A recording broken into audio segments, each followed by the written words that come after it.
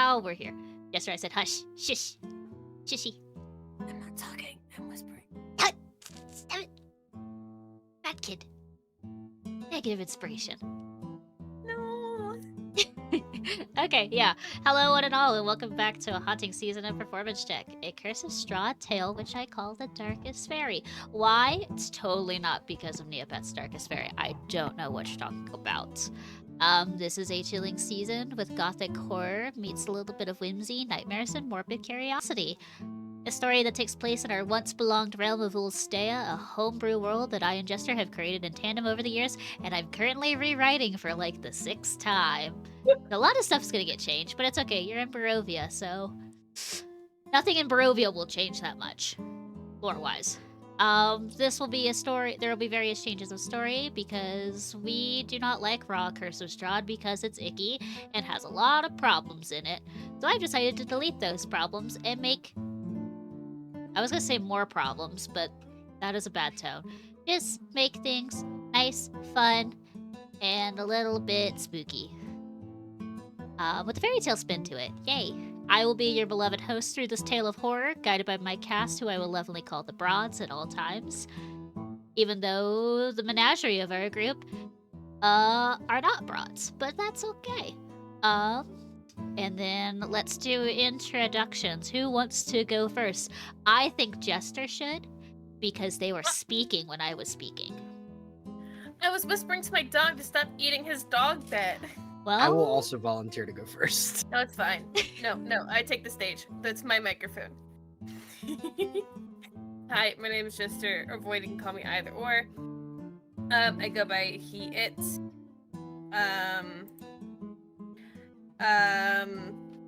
Shit. I'm playing Lottie, warlock wizard who's reborn and having a bit of a time. But it's fine. I'm okay. Nothing is wrong with me. I throw the microphone to Belle. Hello, my name is Bell, or the Paladin Bell. I am playing Allegra de Lamont, a Acer Blood Azamar, Paladin, Oath of Glory. You can find yeah, there you go. And I'm gonna throw links. You. Oh, okay. Hi there, I'm Lynx. You can find me as Quark Lynx here, well, not here on Twitch, but also on YouTube and wherever else you socialize your medias. I'm fine with any pronouns, and I'll be playing RA tonight. She's our polite but reserved half-elf rogue/ranger, and they're my sad, soaking wet little Blorbo. And, let's go with, Celeste. Hello. My name is Celeste. You know me as Sage the Soft Cubist over here on twitch.tv.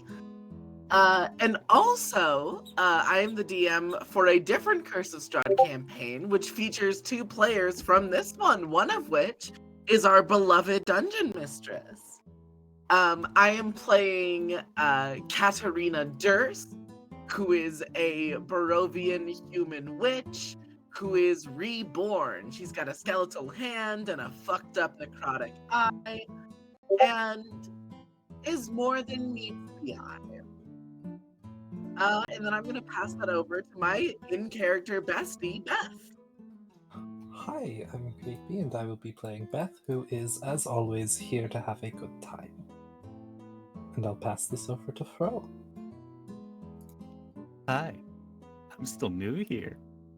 Hello, my name is Quartz, otherwise known as Frozen, and I am Burb. I stream on Twitch sometimes. I am a comfy cozy streamer that focuses on making good atmosphere for everyone. My pronouns are he, him, but consider he. Anywho, I am playing the magically attuned Haven Twin. No, he is a half-elven cryo sorcerer. We're still getting to know him, so that's all I'm going to say. Oh, his pronouns are he too.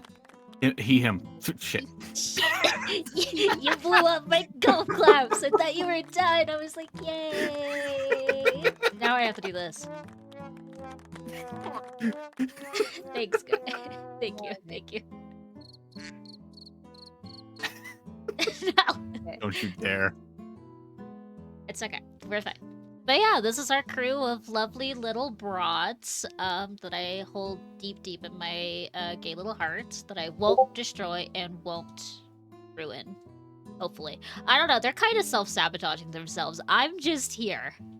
They say doing they their want best. stress, and then it happens. 3 of them are currently afflicted right now. Mine's the least worrying of all of them, I think. Yes. But that's okay. And Bella's, or not Bella, Allegra's just holding everyone by a thin thread. Allegra is just like, please, everyone, self-care. I beg of you. But yeah, Beth is No. fine. yeah, Beth is fine. Yeah. She had a Cat lovely, is confrontational. like, Beth had a lovely conversation with her mom last time. But Yeah. yes, speaking of, I have a Yeah. feeling that Allegra is going to fucking hate Beth's mother. So true. everyone will. It's We all okay. are. Cat's scared of her. Anyways, really Oh, quick speaking of proposal. which, you'll hate Cat's mother too. Yeah, I believe it. Really quick proposal for Beth. While she's holding the doll, she cannot be afflicted from stress, but she also doesn't feel anything else. Fun. Interesting. How interesting. Oh, someone's gotta steal that doll away for Beth to have emotions. What? Oh No, those aren't real. no. I wonder, is it affected by fire? Oh Probably not. no. I gave you 2 dolls, right? You have 1 doll and then you have Yes. another. Yes, okay. Just making sure. I've got 2. Yes. Okay, my plans are going correctly. But yeah, tonight's session is we are in chapter 2 because all of our comrades were like, when did we go to chapter 2? You left the village of Barovia, so now we're in chapter 2. What does chapter 2 entail? Fuck around and find out. But today's session is called A Tale of Warning. But before we get to that warning, Lynx has volunteered to give us a rundown because it's been like almost 2 months since we played.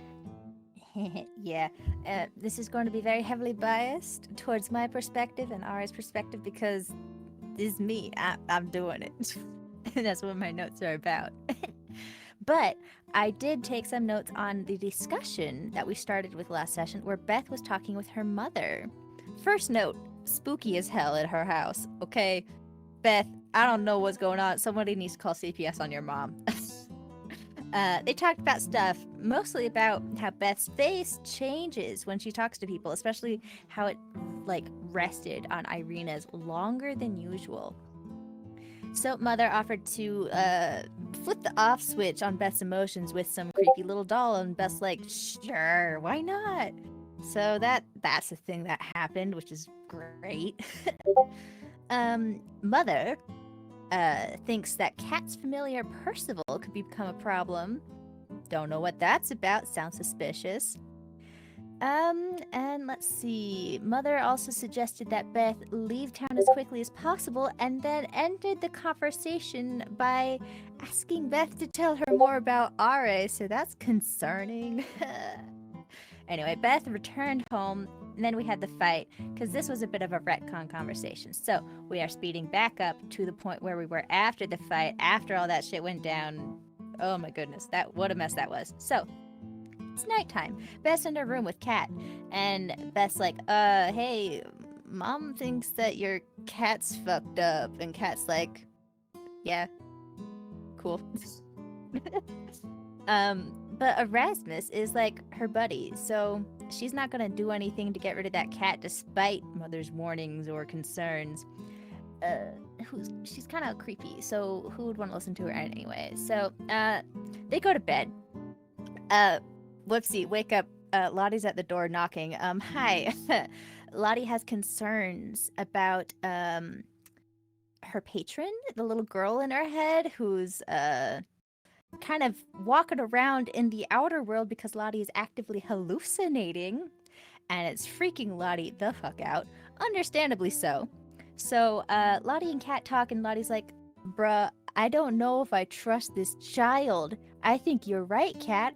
I think maybe I should be cautious about things like this. And Kat's like, thank God you are using your brain, finally. So Kat reassures Lottie. They talk for a little bit, and Lottie enters winter the next morning because the child is scaring her, and it was just kind of a rough day overall. So she's wintering now. Next day, Allegra checks in with the siblings, and Kulyanovich, everyone kind of chats and checks in with each. Oh wait, no, it's still nighttime. It's still. Oh my goodness, so much happened that evening. It was a long day. So same day, Allegra's checking in with the siblings, and she checks in with Kat, and they have tea and stuff, and that's a long conversation. And then Ismark goes up and he cleans the kitchen, and he and Ari have a conversation. They have a little flirt going on, and that takes a long time. So it's been a very long day for everyone. And then we finally go to bed after we learn a few things about Ismark, mostly that he has a thing against werewolves. That's suspicious. Anyway, let's see. So yeah, we wake up, we get out of Dodge. We leave the town of Barovia, and we hit the road. We start traveling towards the Vistani camp that's near a body of water that I forget what it's called. On the way over, we find a dog. I guess we have a dog now. That happened. Dog doesn't like Ismark. Suspicious? Anyway, there's birds fucking around. There's a raven, and there's a weird little blue snowbird. Really likes Lottie because they're both cold right now. Unfortunate. And then, surprise, new person. Enter Knock Haven, character of our bestie Frofro over here, who has become a late entry into the party. Or will soon be, anyway. So Knock, the party, interact, they talk with each other, introductions. Also, Knock's sister, twin, Vera, whatever her name is. Anyway, she's not important, Knock is. Just kidding, they're both very important because they're twins. We chat, everyone says Vallaki sucks. Weird, don't know what's going on there. The father at Vallaki is missing. Knock is looking for him. We are also looking for him. It's all a mess. Hey, Madam Ava might be able to fix us when we go talk to her, so maybe we should have her fix all of our brains because we're all stressed out to hell and back. So that's where we're at. Thank you for listening to this recap. Tune in next time to find out what fuck shit I take notes on and what I don't. Links out. Oh, shit. Come. There you go. There. Thank you. Thanks. Thank you. You're Thank you. I'll hard take earned my bow now.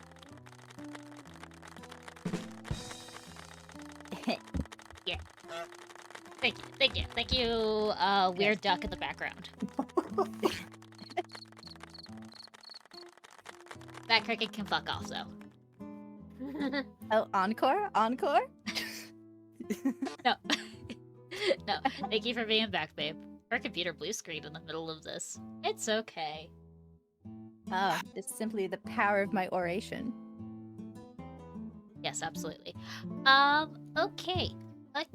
So, if I recall in my mind palace correctly, this is going to be my new word of the day. Congratulations.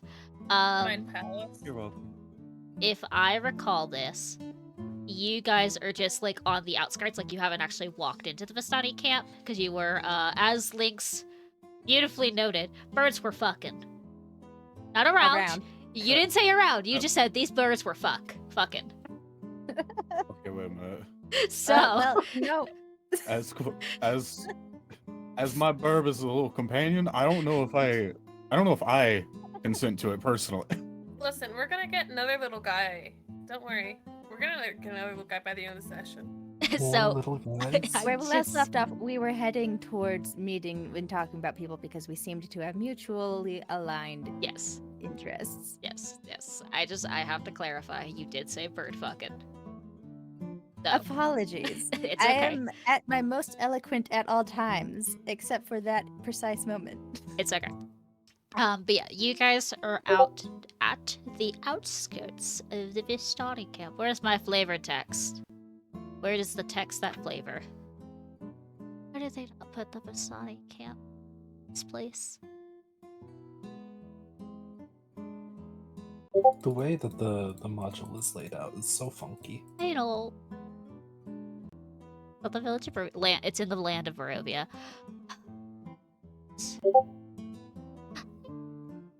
So yeah, from what you guys can see, there is the giant lake, like the River Ivlis that bleeds out into a giant lake. out there. That was the lake that Link said. I don't remember what the name was, Yeah. but that Body is of water. Yep. And around the body of the water, like you're going down a slope of a hill, with like the trees branching away to keep like this perfect circular nature, and then there's the lake, and then on the other side is more forest on the other side of the lake. There's a canopy of mist with faint snow that's still just on the ground. It's currently not snowing. If I said in the last episode it was snowing, I'm saying it's no longer snowing right now. Or weirdly, it's not snowing around the Vistani camp. There's a clearing here next to the river that widens to form a small lake that is several hundred feet across. There are 5 colored round tents, each about 10 feet in diameter, and pitched outside of a ring are like 4 barrel-topped wagons that seemed like some of them are higher elevated than others, as like there's like a wheel on the side of each caravan that could like bring other layers of the like bring the roof up to make the caravan bigger and or taller for people to sleep in. So they're at each different heights just to denote like, are there people in there? Is it currently unoccupied? Are they just in like a stasis where they don't need it to be elevated? And then there is a much larger tent that stands near the shore of the lake with a sagging form lit within it. Sagging form, yeah, it's sagging form lit within it. Thanks, Curse of Strahd. Near this tent, there are 8 unbridled horses that drink from the river. Gross.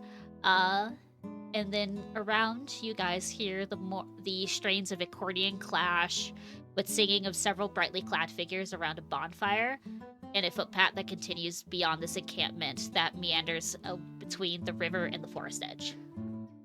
Nock and Vera kind of stopped you on the outskirts before you walk in, and then if I remember correctly, Nock had his arm outstretched, and a raven was on your arm.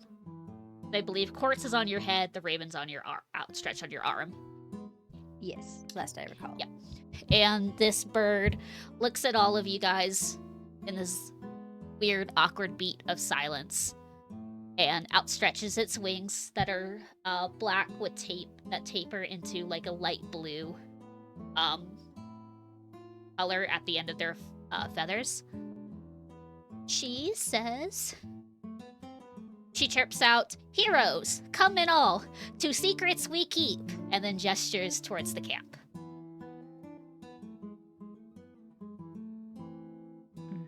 Sorry, I'm back. That's an adorable little bird. I'm cute. You certainly are. I'm back. Sorry, I had to bring my dog in. Bizarre little one.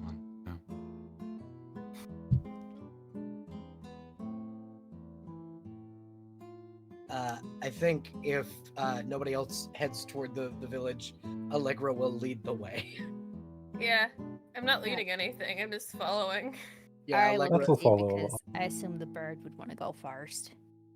Yeah, the moment it's like there's another beat of silence and no one moves, and then the moment Allegra makes like a slight movement to move forward, the raven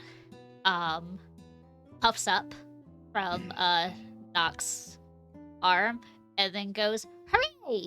and then takes off and then starts flying towards the big tent in like the center, completely leaving you all behind. Watching the bird fly away, Allegra will just kind of give a sigh. Just reflecting on the fact that she can't do that shit anymore.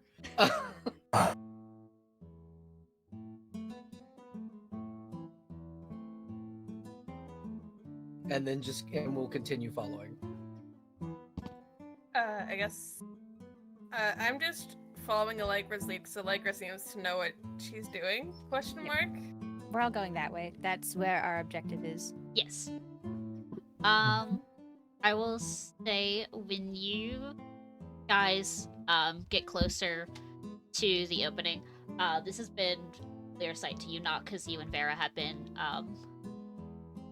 like hanging out in the Vistani camp for the past either. I don't want to know if you want to say that they've been here for at least a day or just at least half of the morning. About like mid-afternoonish, I would say. I'd say there's no reason why they couldn't have came by yesterday and just stayed the night. Yeah, okay. Otherwise, they'd be fucking exhausted. Exactly. So, you notice this man. He is a very, old, like in his mid-60s, I want to say. Very lanky and wiry. Like, he is those type of old people who clearly should not have so much energy and be so spry. Like, you've seen this man probably done a backflip at least once as you're staying here, and you're like, I don't know, if I just blow at him, he might just fall down kind of aesthetic. He's got like a darker complexion, similar to most of the Vistani here in the camp, and completely bald, and he's got like a white goatee that goes to a point, and he just wears very typical, compared to the other Vistana who are wearing more of winter clothes, he is wearing clothes that cut, like they don't have like sleeves at all, because you see him mostly dance around the fire, so you assume that he doesn't want to catch himself aflame while That's he's fair. over here. You know him as Stanimir. But when you guys come closer, he noticed like this menagerie of different people showing off, and this bird that's screeching towards Madame Ava's tent, going, "Hooray! Hooray! The heroes are here!" Like announcing your arrival. Oh, fantastic. Yeah. No, And stealth. I think Yeah. you guys might notice a subtle bit of tension and knock. Just a tiny bit. Allegra will kind of turn to Knock and go, is your bird always this, does it always act as your herald? He points up to the little nest on his head, kind of angling his head down a little bit so you can see the icy blue little songbird on his head. This one is my bird. That one is Ah. not. I see. I see. Well, it is hopefully not a bad thing that people know we are here. We were sent by remind me his name. Kolian Adrinovich. We were sent here by Kolian, so we do have business. And then she will just follow along with the bird. I feel like Lottie gives a little bit of a wider berth to the fire, considering she's like 99% ice right now. Yes, exactly. Flavor wise, you could also just say that you're easier to catch a flame a little bit in this stage. I feel like it like a little melty, and it's like just like the farther away from the fire she can get, the better, which means the tent it is. Yeah. So, I will say this man kind of stops you from like Yeah. entering, because like some of the musicians, Kolyanovich is also a very proper name, but his actual name is Kolyan Idrinovich. Okay. You can also call him Kolyanovich. Yeah. Yay! This is how they do it. But like he stops you. Like the activity around the bonfire kind of mitigates as they see the menagerie of people. And this gentleman who I've announced to be Stanimir opens his arms widely, and he sees both Nock and Vera, and he's looking towards them, and he's like, "Ah, there you are, dear Gorgio. And I see you found some of your compatriots. Come join the festivities. A nice hello to all of you." I think Beth will join in, but I think she's giving the bird, both birds, but particularly the raven, a very wide berth. Same. She looks less afraid of it and more explicitly distrustful. Duly noted. I will say the bird is already just like the raven itself is probably perched a little bit like on barrels that are outside of like the large tent at like the edge of camp. Allegra will just kind of smile politely at the men, stop them, and go, if you would not mind, we were sent by Kulyon Drinovich to speak with Madame Eva. I would like to attend to that business so that just after I can find somewhere to rest. I think Lottie's also trying to hang towards the back of the crowd. Like a person at a party who doesn't want to be involved in like the main circle of things. If that makes sense. Putting me next to Ismark, you spoil me. I would say you guys would probably More, I think. Yeah. I put you there just in case if I wanted to show the map earlier, but we played really late, so you guys would be like over here. Imagine big bonfire. Yeah. Also ignore the gator in the lake. Don't worry about him. Yeah. I think Lottie's gonna be by this tree over here. On the opposite side of Aure, apparently. Hey, same tree? We're both antisocial little hoes right now. Yeah. Allegra is like making her way forward at like with purpose. I will say that when you announce that you are going to the tent, he states, Sedmir, yeah, he smiles broadly, and does like a little spin around in the open air, and he says, "A card reading before a feast? Nonsense. Our Brownie would never want that. Come sit around the fire and have some meals before she calls you in. You all look like you need a rest." No, thank you. I appreciate it though. This is the saddest bunch of bitches. Allegra will take a deep breath and sigh and go, "You know, I could definitely eat what's on the menu."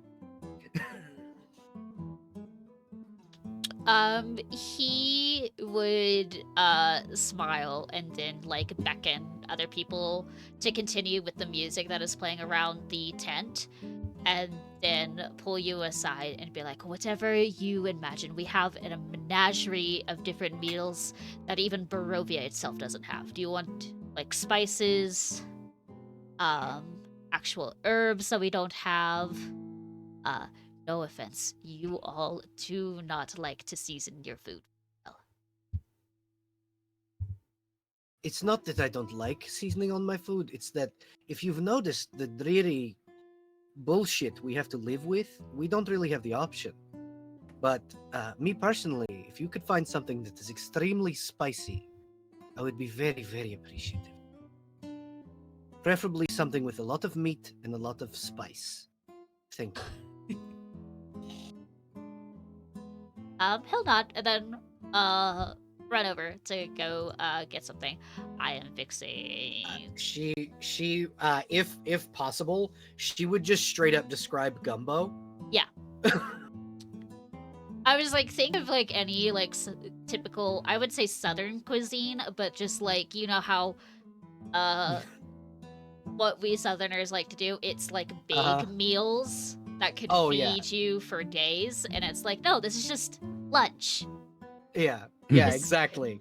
And Allegra is all for that. Yeah. Because she can eat for an army. Yeah, you are given, like, if anyone else asks for food, you are given probably, like, 3 portions of, like, what you would eat.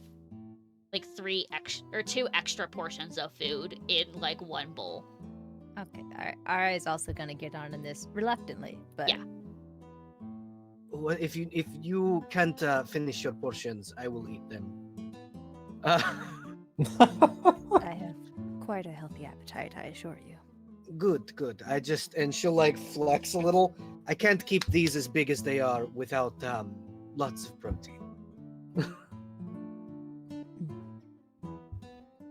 And then she will begin to just fucking eat as much as she can. You're basically provided like any form of venison, any cuts of meats from there. Strangely, no wolf in this menagerie. They have different forms of pork and poultry. That is not I would say what I would say is like the typical thing for like Barovians, which is like hare, sometimes wolf, deer meat, the occasional chicken and sheep that you'll get. Like pigs and cows are a little bit of a rarity around, but they still have them. It's just harder to keep up with the climate, Mhm. and with the constant wolf attacks. See? But it's just like there's different, like there's some duck that you can have. Oh yeah. Allegra is going for venison and duck specifically Yeah, because yeah. that sounds really good. Mm-hmm. Roast duck with pear. That does sound good. Ari's gonna Yeah. have, not some of everything. You know what? Most people are probably actually surprised by how much Ari is getting down. That sounds amazing. Mm-hmm.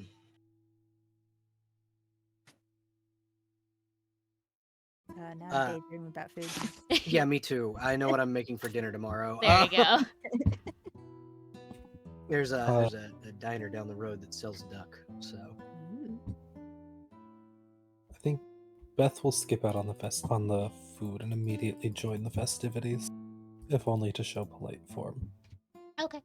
And I just assume that she is like joining the others in like either in dancing. Yes. I would say roll a performance check. I'm very good at Yes. Just want to see how good you show off compared to the other Vistana. Yeah, No. you really show off. And it's not in the way of like you're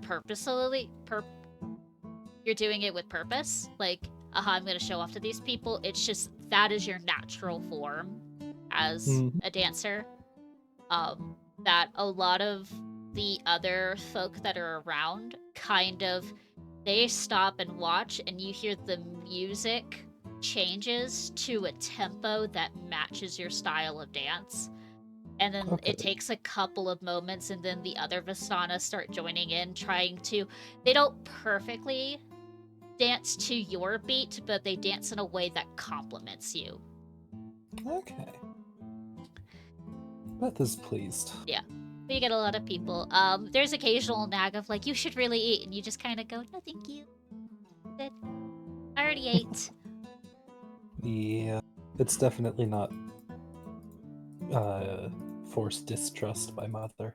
And yeah, no. And I No, don't no. think you need to eat either. I think a lot No, of also that. yeah. Lottie, what are you doing? Looking for shops. Little shops, Little places to shops, buy. little gadgets, little doodads.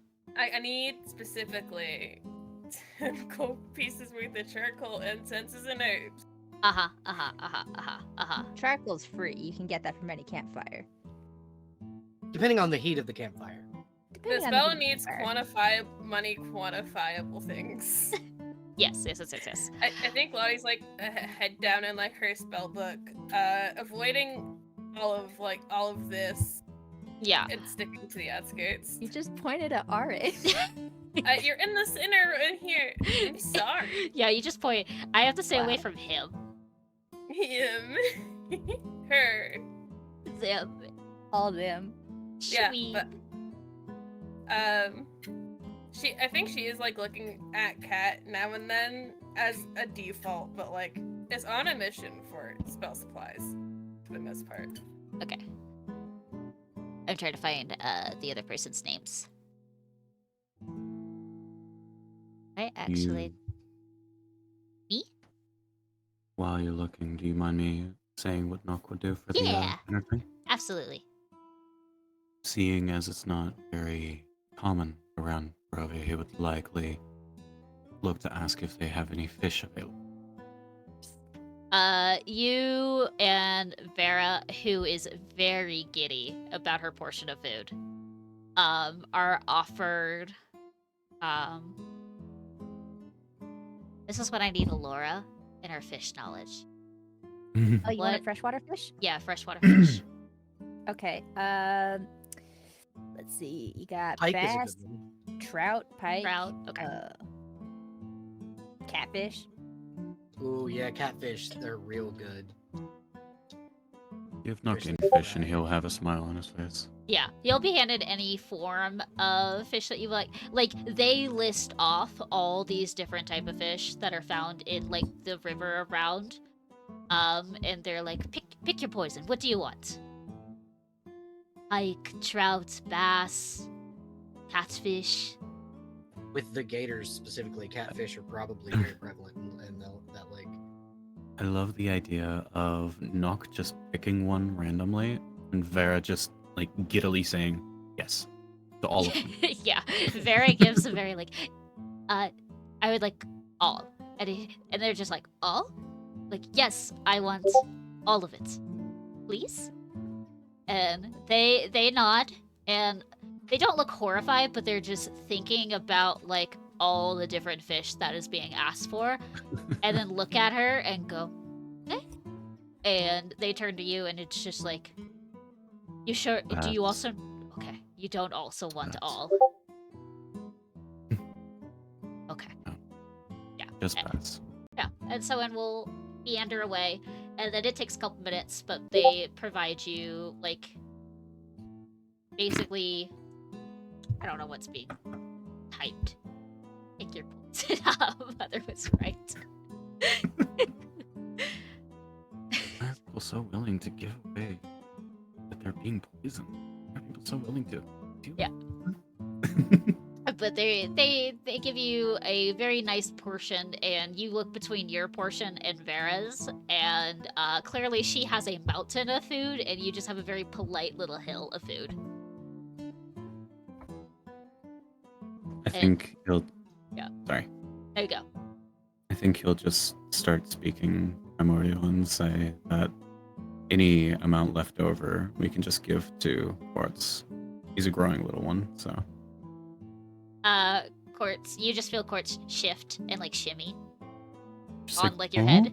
Like, me? you're giving me food? We're gonna have food? We want all the food. And Vera goes, no, I'm eating all of this. You can have his food. But then Vera looks at you, Nock, and goes, are you sure we have to go back? It's like, look at all this food.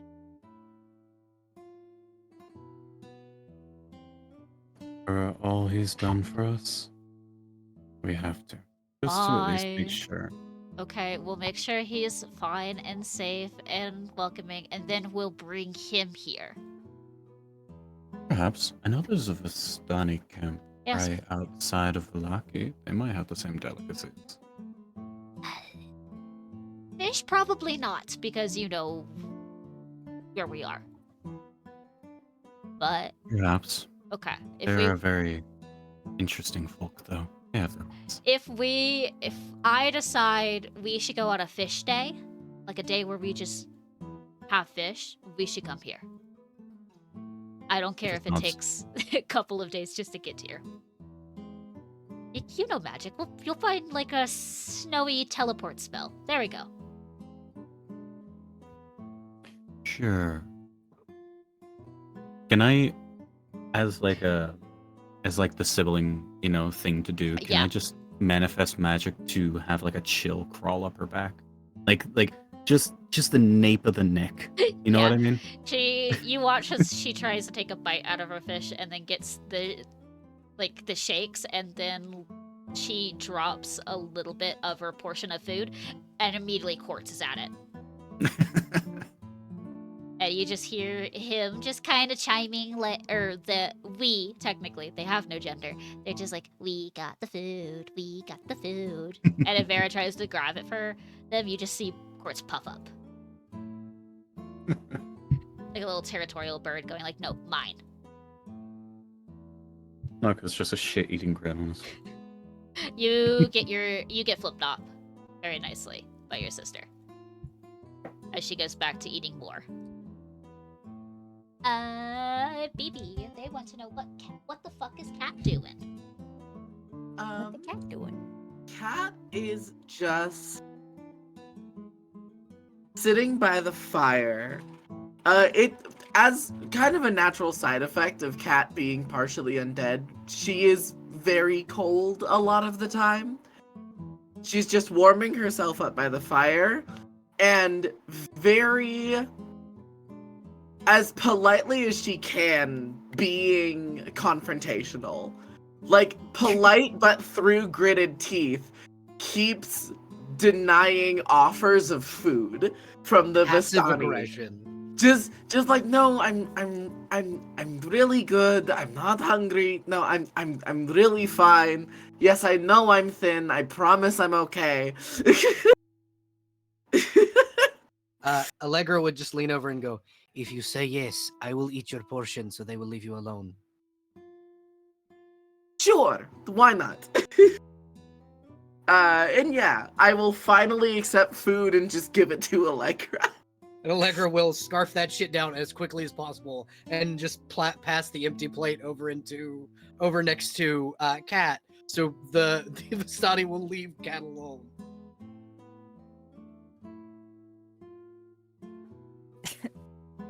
Sorry, And he we- found a stim toy. And then we have Ara on the opposite end of the spectrum, who's just passively accepting every plate passed to them. I'm considering Lottie just getting food. Yeah. Just for just to put out as an apology.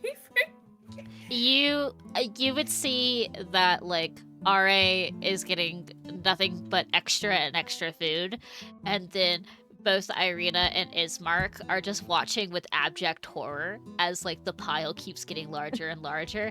And then Irina kind of takes a couple of plates, be like, I'll help you eat this, and then she passes some to Ismark, who looks over, sees the dog that is like staring at him, and then puts one of the plate down for the puppy. That's very good of him. No. But like, what is? Slowly, the two siblings are helping you mitigate your unfortunate kindness in this moment of all the food that is being passed. Ara's gonna eat as much of it as they possibly can, which is surprisingly a lot. Yeah, you eat a lot of it, but when they ask you for like, do you want extras? It's just like, sure. Yes. Yeah. And then it just kind of gets passed to the siblings, and then eventually goes around the circle. And Allegra, you just get a lot of food tonight. Yeah. Allegra is, instead of it on the opposite end of the spectrum, whereas Ari is very passive about it. Allegra is very like, yes, no, give me all of it, please. I think Lottie does not want to ask for food for herself. Aside from shopping, I think would it be possible to like sneakily get like a smaller plate of food from somebody? Ara's surrounded by probably a dozen plates. Absolutely. Yeah, you would Sorry, either. hold on. You're good.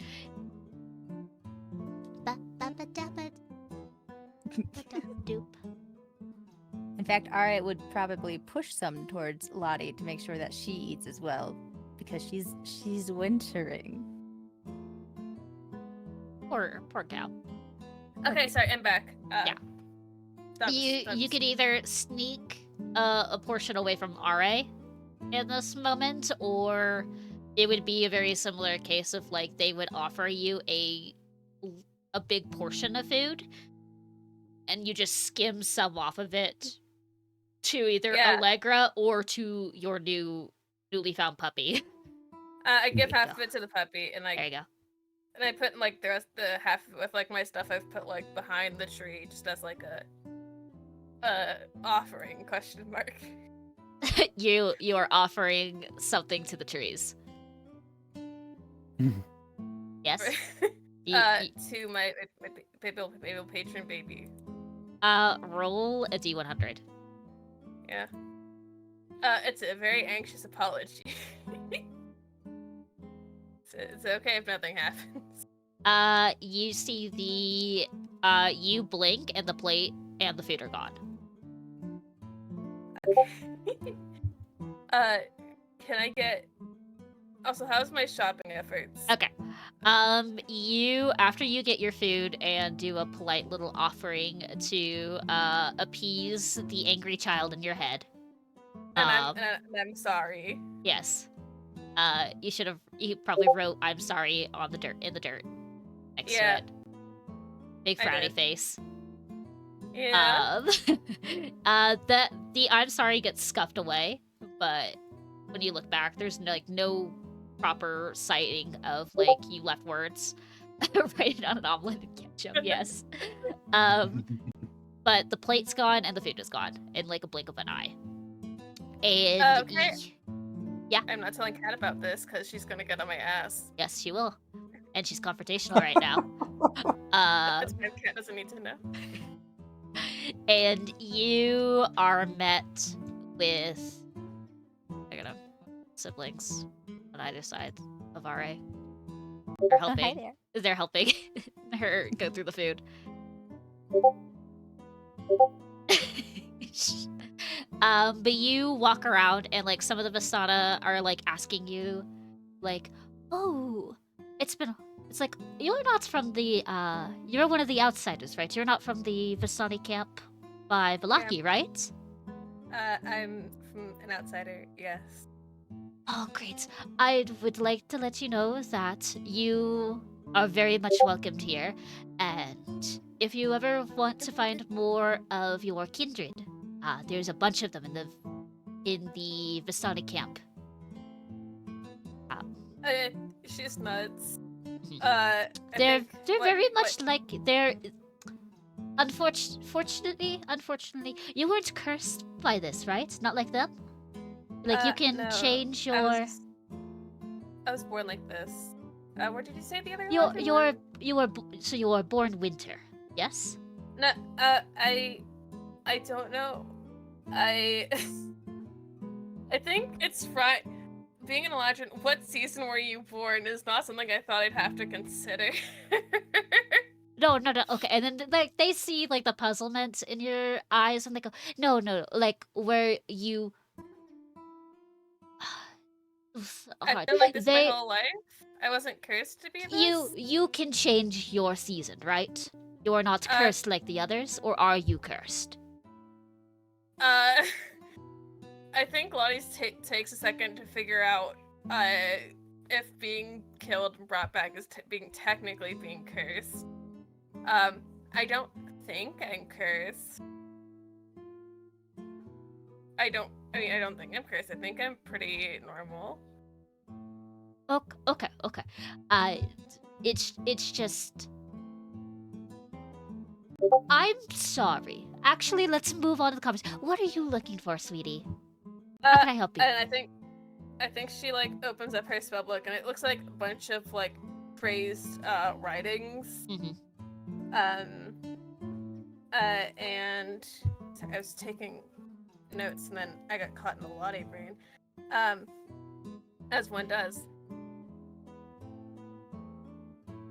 And I think she'll pull out the list of stuff you need for Find Familiar.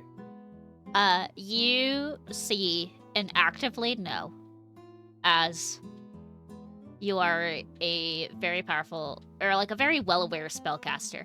She is looking at what you have written and is not understanding. This looks like chicken scratch to her. Oh, sorry. Yeah. Sorry, my handwriting's not. I need. Okay. I need 10 gold pieces worth of charcoal, incense, and herbs. And do you know if there's a brass brazier that I could borrow? I'm not the one you should ask. You should go over to the one next door. The Okay. the red one, the one with the red roofing. Yes. Point over to this one. And then she nods her head and she's like, yes, go over there, talk to Damia. She sells a menagerie of baubles and trinkets, and I believe she does have regular magic items. Thank you. I'm so sorry. I am for- like 75%. If you ever want something patched or handmade for you, I'm a seamstress. I can help you. I mean, I think Lottie looked down at her dress, which has probably seen better days. If Uh, once you go talk to Damia, come back here. I'm Elena. Come back over here, and I will hand you something free of charge. You could just have are you sure? For free? my daughter's about your proportions. It's a little bit of a hand-me-down if you don't mind, but you can at least wear that, and then I can patch up your. There's a lot I can do with this. No offense. Okay. Yeah. I know it's not fantastic. Okay. I'll be back. I think it's like the most lively Lottie has sounded since turning winter. Yeah, and like before you walk off, she's like, "You want like all the colors, right? So you like this mash of colors?" The winter in Lottie screams no, but everything else in Lottie screams yes. So she just nods. Okay. Like you see that she's a little pained by like you are matching colors that do not complement with each other. And so everything outside seems happy and elated to like help you out, but inside you could see the turmoil of like, oh darling, that does not match, but okay. Lottie's a nightmare. Yes. And that's okay. And that is what we agreed on. Lottie just dresses like she wants to. Lottie's a nightmare and I love her. Okay. Yeah, I'll head over here. Yep. You are met with there is a Vistana woman who like you don't see anyone and you like very politely knock on the side of the Vardo. And immediately one of the side, like on the side of the cart, a window opens. And there's a woman with very long, curly black hair, that is bounded backwards by a headband. Is bounded back by a headband, and she has trinkets and baubles just kind of twined in her hair that don't exactly match. They don't exactly fit together in the theme. Of like, there's some like little pearls. There's some beads. There's a random, like, you hope it's not like a animal bone that's been you know it's pristine, but you're like, why is that in her hair?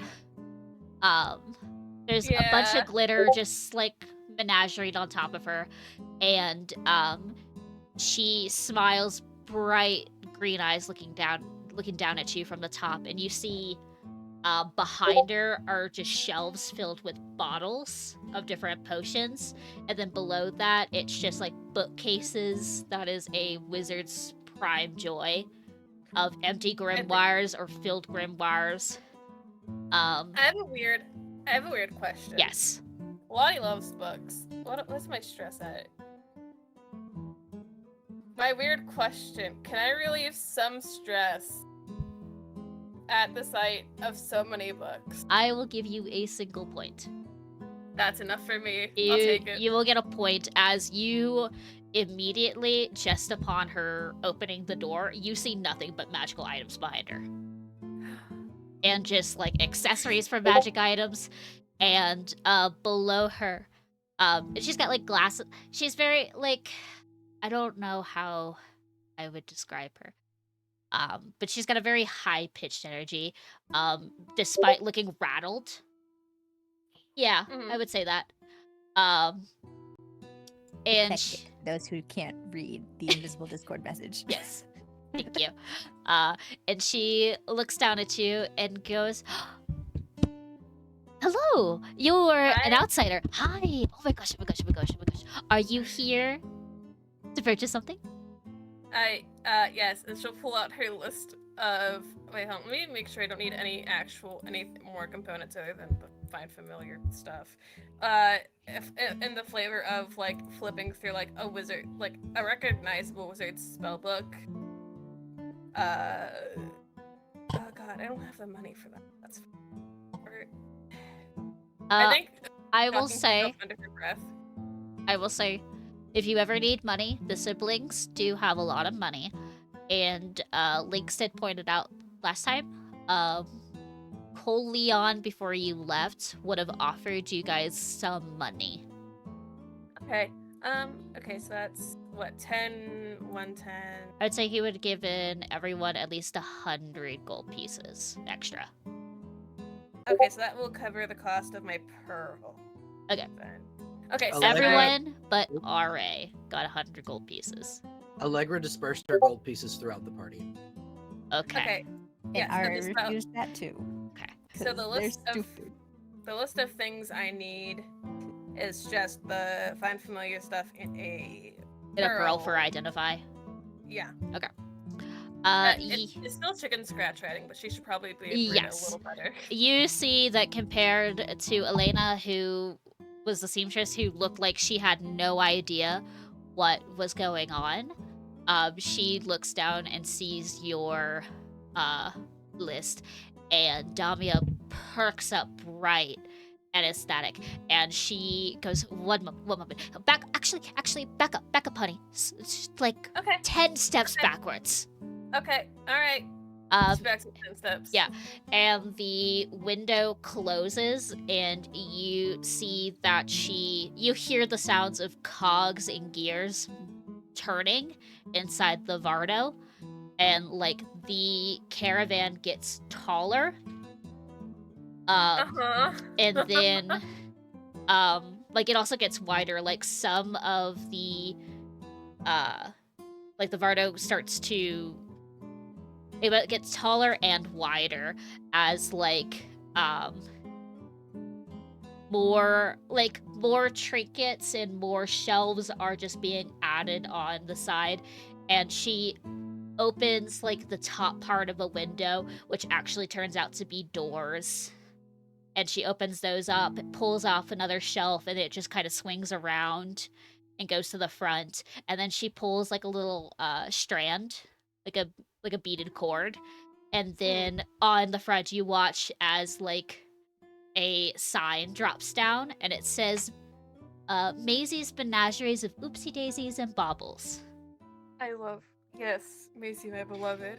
And like she scrambles out of the cart with like a box that is labeled generic wizard items, and like puts it on the floor next to you and starts going through it, and she's like, I have quill, ink, parchment. Do you need ink and parchment?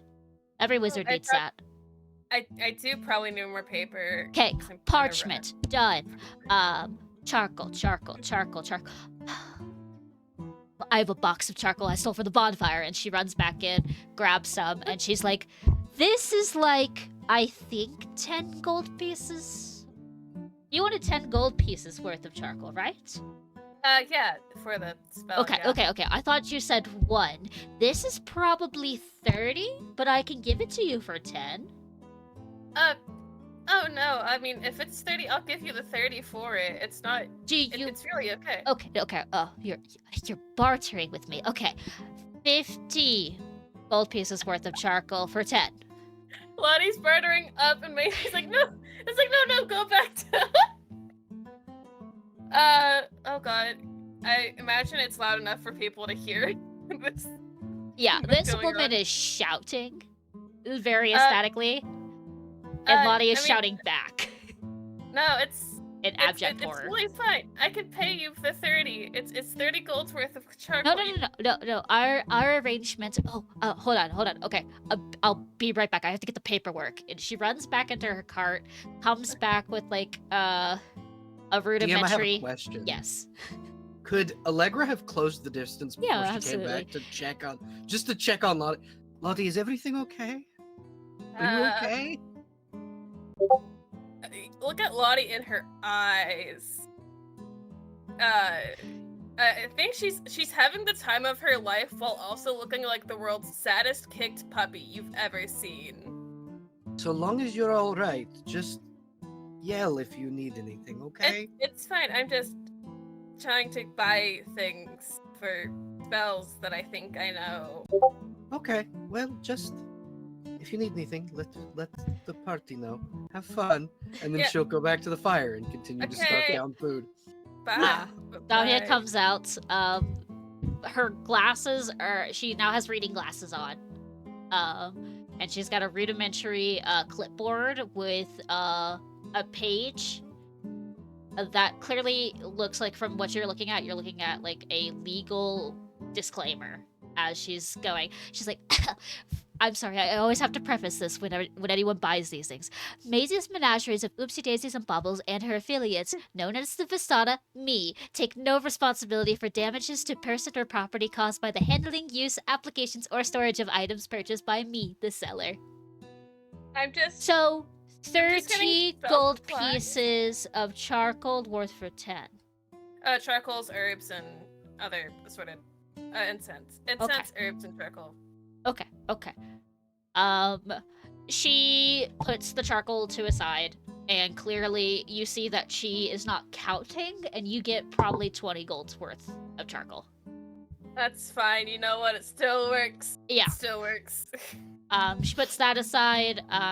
She thinks about the herbs, goes in, pulls out. She's like, "You don't want a screaming mandrake, right? That's not the herbs you're looking for." No, I'm looking. Lottie has. I need herbs for the spell summit, for the spell find familiar. One day someone will buy a screaming mandrake. Okay, mandrake, go back in the pots. You hear faint screaming, and then it just gets muffled. She eventually comes back with all of your things. She asks a bunch of questions like, "Are you sure you don't want this, or do you want? Did you mean like fine paper? Do you need fine incense? Do you need a specific I just need- incense?" Just like regular is fine. Lottie looks like the world's most easiest person to upsell. Yes. And is desperately trying not to upsell because she just wants spell components. Yeah, you get in a menagerie. You get a menagerie of different forms of incense that if you burned all of them at once would give you a migraine. Oh, I think also one last thing. Bronze. Where is it? What is it? Brazier. What is it? Brazier. I imagine it's like looking over Lottie's shoulder as she's like flipping through her book and like just like finishes her her sentence for her. Yeah, you say you need a brazier to cast the spell in, and you see that she thinks for a moment, grabs like the equivalent of like something that is brazier-like that will work for the component of the spell, see that there's a plant in it, and just dumps it on the ground. And goes, What's the plan? "Oh, don't worry, it's just Don't worry. Just don't worry about it. It's fine." Can She I starts roll- kicking it underneath her cart. Can I roll something to see if I know what it is? Yeah, go for it. Would that be knowledge? Not knowledge. It would be knowledge is nature. Nature. I had too many systems. It's a 14 get me. Let me get. Oh, where is my plant document? I think it's like wouldn't have looked into it if it wasn't the heavy insistence of no, it's fine, don't worry about it. I'm also jotting down like in my notebook exactly what it looks like to ask Kat later. Drawing of mystery plant. I will let you know in a second once I find my document. You're good. I have so many questions for Kat magic-wise once she's no longer confrontational.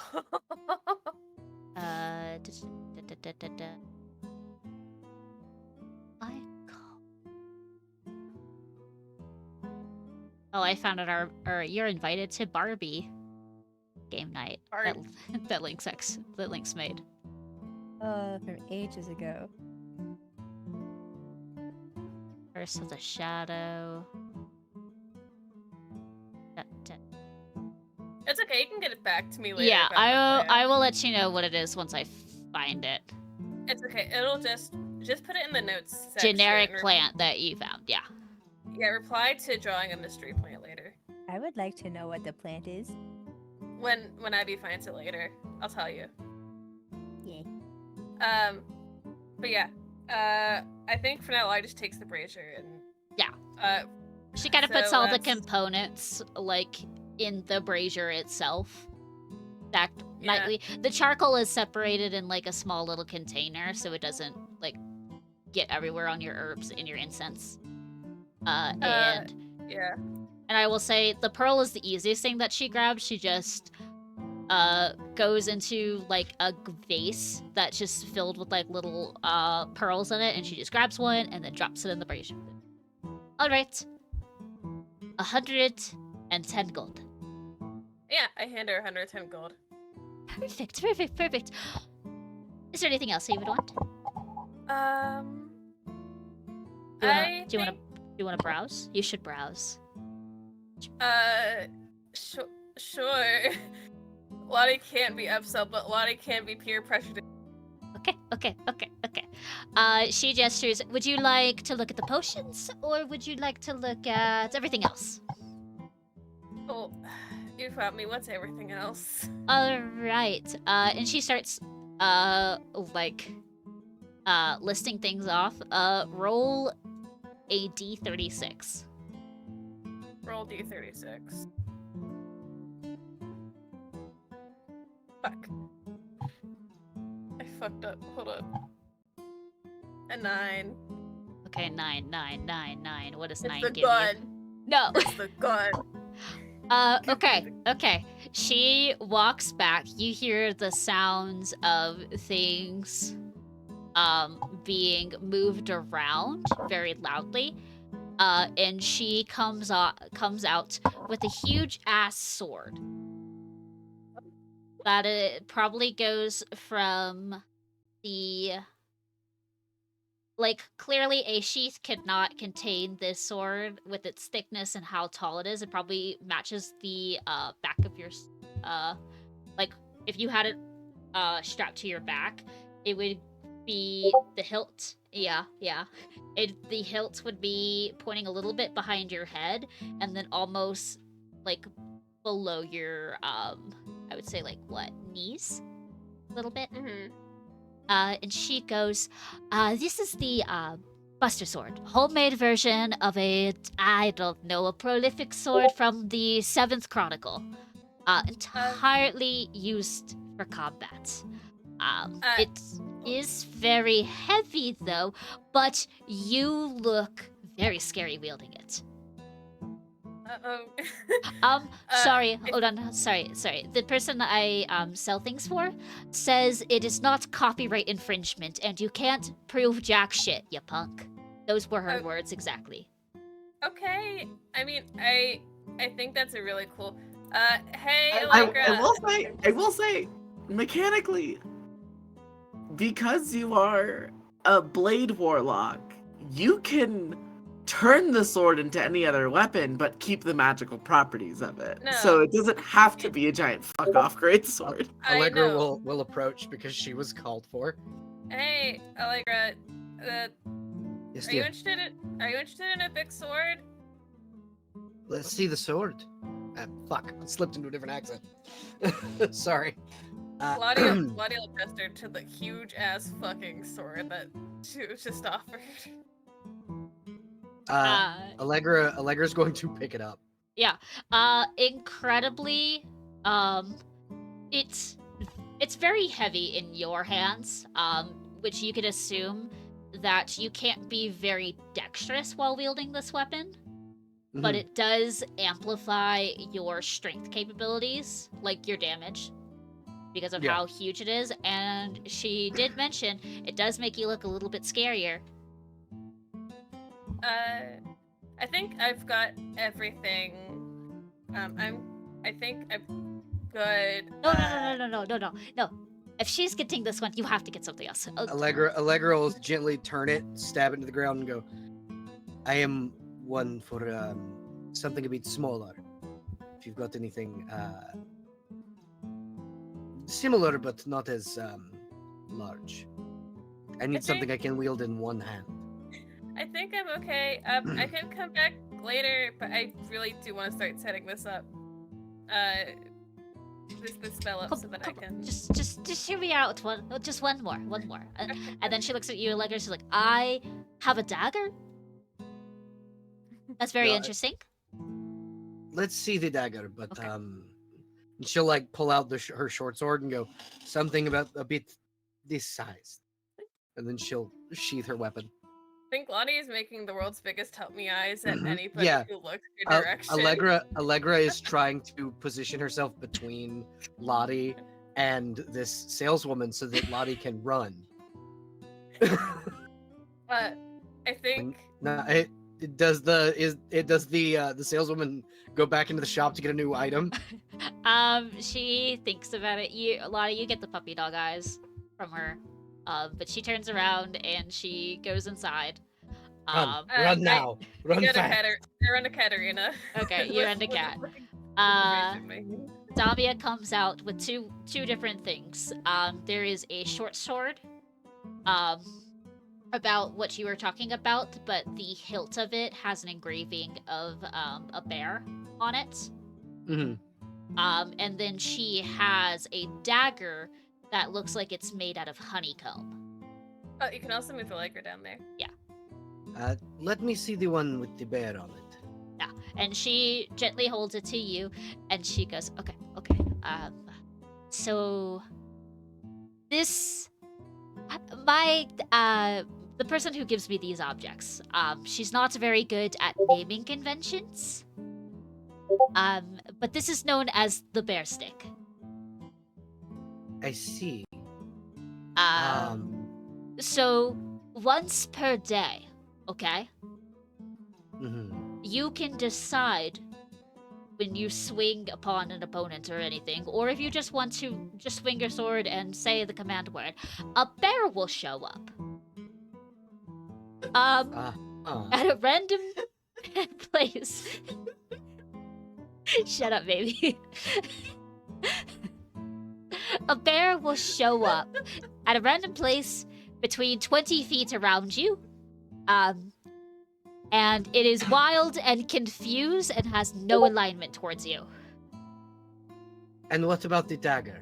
Okay, so the dagger is known as the honeycomb blade. Okay. Let me find where it is on here. It's an ordinary dagger plus 1 enchantment, so it makes you hit things.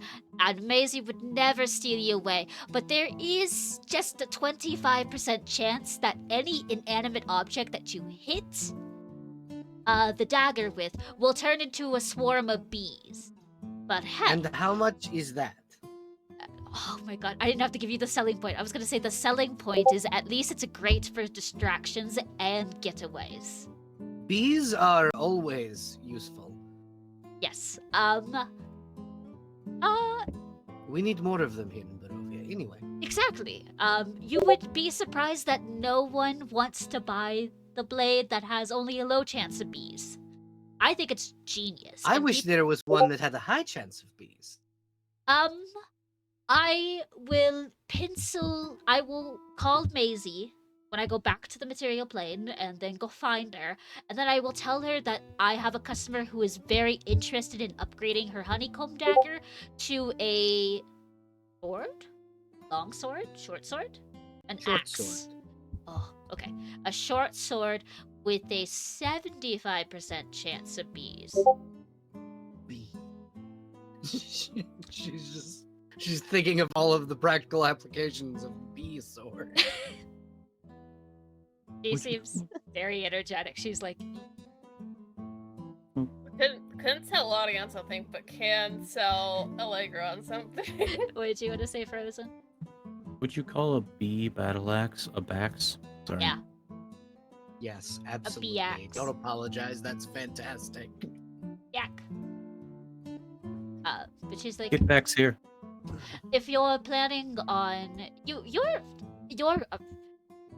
your friend is clearly an outsider, but you're Mhm. of Barovia, correct? Yes, I am. So in a week's time, I can get back to you with my provider, and either in the Vistani camp south of Balaki. Mhm. Just I go do have there. a resident in Kresk. a residence in Kresk. Ooh. I could mail it to Krazik. Yes. I live in the Abbey. Okay. I will personally have it shipped to the Abbey. And then just whenever you go to the Serpool, this is the Serpool. If you ever come back here, or if you have a carrier pigeon or something, just send whatever you want. Whatever you think is equatable to And how much a for beast this sword. one here? How much do you think this is? Well, I only have about 35 gold on me. Lottie I could has take money. monetary, I can take an illness, I can take a sense of smell, or like senses, a memory. She'll reach down yeah. and pull out one of her wooden stakes, and it's not technically a lie. Yeah. When she says this. This belonged to my mother. It is a very personal item to me. And it is one of a set. Unfortunately, I do not have the full set on me, but I will give you this one. Absolutely. And 35 gold. No. This personal sentiment is great, and the fact that it is missing its partner out of the set, it screams a tale of mystery that Maisie would love. Fantastic. And if you ever she will want it hand back, this to her. we can Mhm. just do an exchange again, and you can get it back, especially if you find its partner. I hope you do one day. So you can get things that are lost, yes? Or information about how to retrieve something that has been lost. I am very good at it, but yes, I can get anything you. May I Lost. step inside? Okay. She says business is closed for like 10 minutes, and then closes all the doors. Allegra will step inside, gently drape just the back of her shirt down, and show the scars where her wings were. And you hear Damia give like an ooh and an ah of like amazement and understanding. She'll like pull them back up. I am looking for a way to reclaim them. You see that she reaches out a hand and then goes, "May I?" like asking for permission to like touch the bare of your back. Yeah, she'll scars nod. are. Yes, Okay. yes. And you see her hand glow, like a very soft gold, and you see that out of the corner of your eye, Damia shifts a little bit, like the Vistana glamour kind of dies out, and you just see like you feel very powerful magic in the room with you. Mhm. And you just see like very pointed like elven ears behind. Yeah, she doesn't question it. Yeah. She's like, I know that this is all Yeah. not technically on the up and up, but I'm gonna trust it. Yes. And she yeah, this face shit. I would say, RA, you probably get a headache from all this face shit that's happening. You're not safe in the Vasani camp. All Is it over. like everywhere? Yes. Great. I'm just setting up my brazier over here behind the tree. Yeah. Do I notice the spike with whatever's going on with Allegra though? I would say with Ranger senses wise, because of how much Fae that is in Barovia, it's very similar to when you're home. Like it's very hard to pinpoint exact presence of Fae energy because it's always happening around you. Okay. If you were in like the village of Barovia, it'd be a little bit easier because there's less Fae activity. But you kind of like walking into the Vistani camp, you can kind of feel it, but in the nature of like nothing is negative, like not negative Fae magic. It's mostly whimsy and curiosity.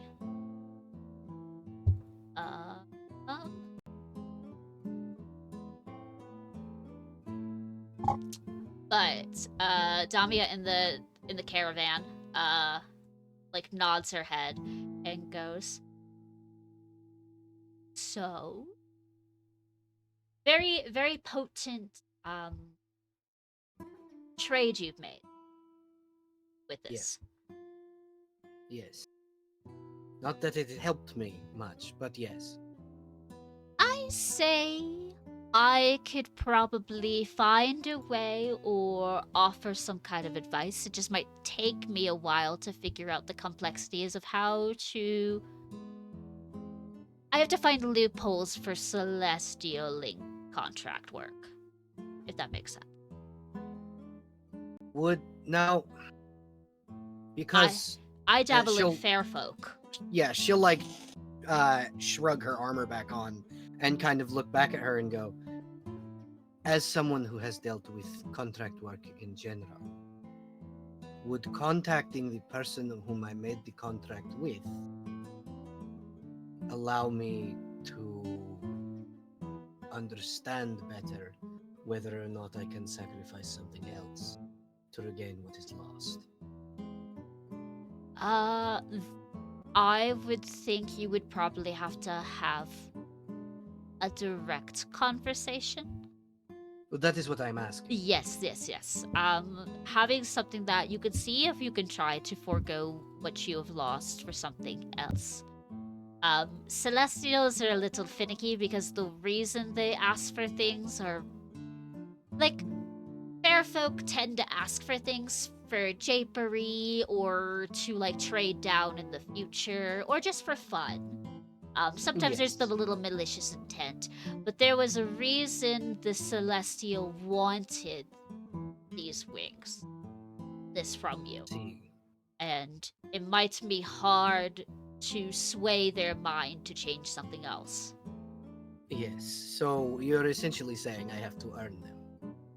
Earn them, or I could try to find a loophole and maybe, I don't know, if you don't mind to get a little funky, we could probably swing by like pixie wings. My wings specifically were more of the angelic persuasion. Yeah. Okay. A little bit easier to do the pixie, the butterfly, the moth wing. Yes. Ooh, moth wings sound beautiful, but regardless, I believe I will try and make contact, and if that doesn't work, I will get back to you about the moth wings.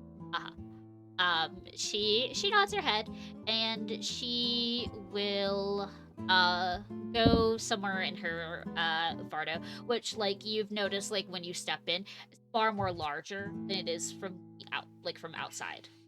Bigger on the inside. Bigger on the inside than the outside. And she goes to like a jar that has a bunch of coins that has like a stamp of this like wild-haired fae with like deer antlers and a crown of flowers around her that's just kind of giving you like the salesman like smile. Business Bright card. smile. Yeah, business card. You're getting a business coin with her face on it, Mhm. and she's like, hold on to this token, and if I get back, I will get back to you when I ask Maisie about E-Sword, and if I find a loophole by any chance. Fantastic, thank you. And like I said, I read this out to your friend, but I didn't read this out to you. I have to legally say You were this. yelling very loudly. Okay, when good. you read Because it. we are not responsible for the damages to you At or all. property by handling use of applications and items purchased from me. You'll purchase this, it's on you. They come back to Understood. me and be like, I want my stuff back. And I'll be like, no. And if I find the other to that... No, that's fine. You can't yell at me and say I'm disgusted with this and I burned down a whole entire village or I infested a village with bees and now they're all trying to kill me. I can't give you that back. But if you just want to honestly trade your something else with I'm this. saying Oh. if I find the partner to the stake, I could maybe trade it for something else. And she'll That's- wink and head outside. If you have any other friends, tell them I'm also interested in selling things to them. I absolutely will. And then, because Allegra did buy this as a present for RA, Oh no. What? as a I'm sorry that I locked you in a room as a bird. And she will approach and just kind of tap RA on the shoulder. May I have a word? You've had several. But yes. Yes. So the other night when you were you had lost. Indisposed. Yes, that. I bought you something as an apology. There's no And need. she will offer the bee blade. It has a small chance of turning whatever you hit, if it is an inanimate object, into a swarm of bees. Okay. Ara is very clearly fascinated by this, reluctant to accept any gift for no reason. This is Or not what for they- no reason. This is an I'm sorry. What they are interpreting as no reason. So they're looking at it closely, and they're very clearly interested, but their words are, "You don't need to apologize for anything." I am aware that I do not need to. However, I want to. And I bought you a knife. Please take it.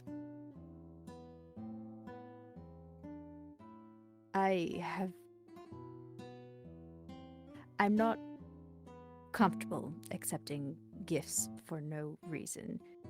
In fact, I tried to offer to pay for the food I ate earlier and was abruptly rebuffed. But How I did about? try because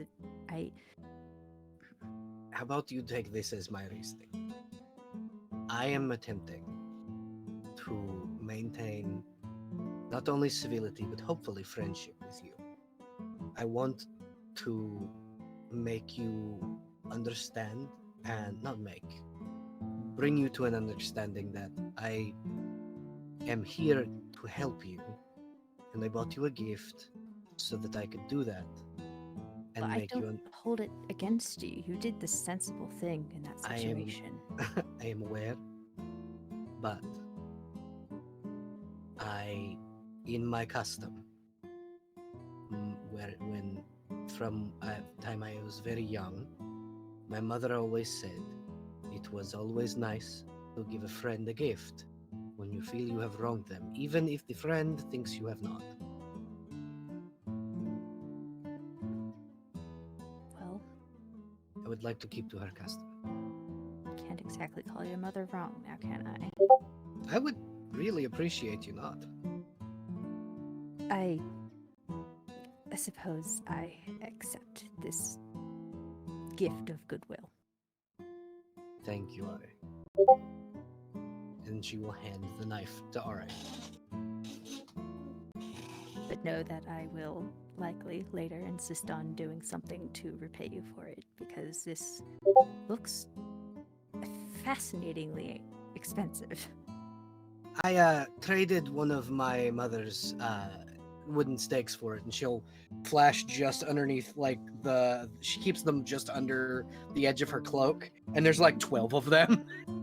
Okay, but you say mother, and Ari's eyes flash wide, and she was accepting the gift, and now she immediately tries to push it back and be like, no, wait. No. Listen to me. But if it My was mother a made hundreds of these. This was her job. These are spikes that my mother made to keep tents in the ground. I took them to put into the Count's heart. But that's just, no one needs to hear that. And because she said that as quietly as possible. But they hold meaning for you. Yes, they do, but they also hold the entire town of Krazik together. So, I can go and get plenty more.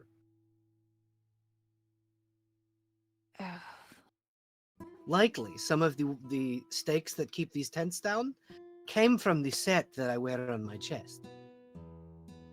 Very well. You seem insistent, so I If you want to concede. pay me back, do you have any more of the food they gave you? I am still hungry. Plenty. Good. Then it is a trade then, and she will take a plate of the food. Alright. I gotta pull up that document you sent, Abby, so I can put this in my inventory. I got that bee blade. Yay, and Allegra's commissioning basically a bee sword that does 75% chance of bees. 75% chance of bees. So you just let me know many whenever you purposely hit an inanimate object, and then we'll roll a d100 for bees. Love that.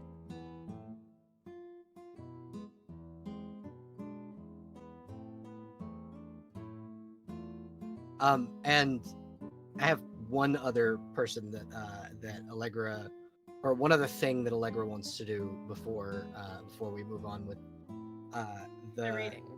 The reading. Gotcha. Allegra would like to go to like the edge of the camp where the snowing has begun. Yeah. And try and find more of her evening glories.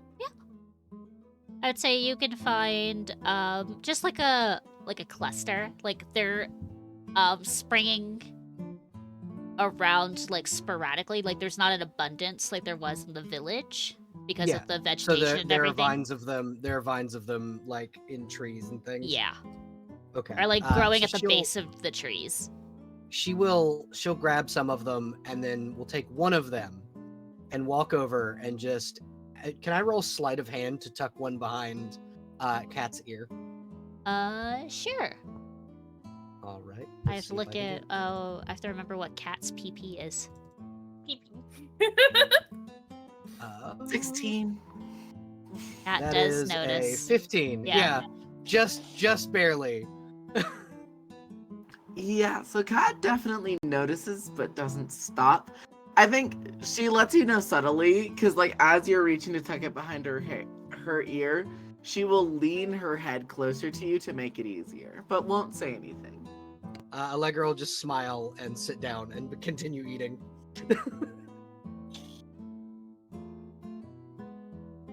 Is there anything else?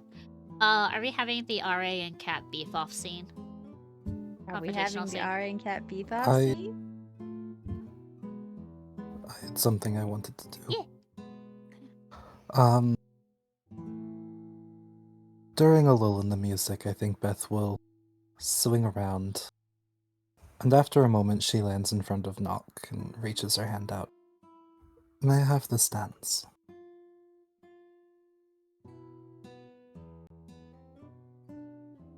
He is a little bit put aback.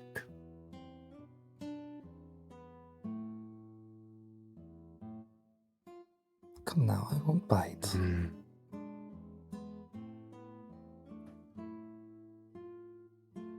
Apologies for doing this, creepy. If another opportunity presents itself for us, then maybe. But we had just met. Thank you for the offer. But I must politely decline. Is there a particular reason? We had just met, dear. And what better way to get to know someone than through this? He just squints at you a little bit. Like, not in the sense of, like, annoyance, more just kind of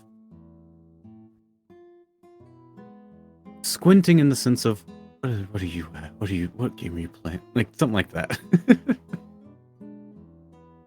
I just want to get to know you.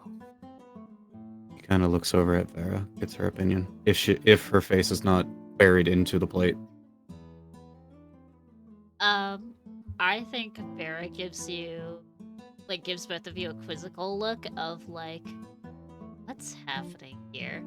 But in a more of like, is this person hitting on my brother and how do I feel about this?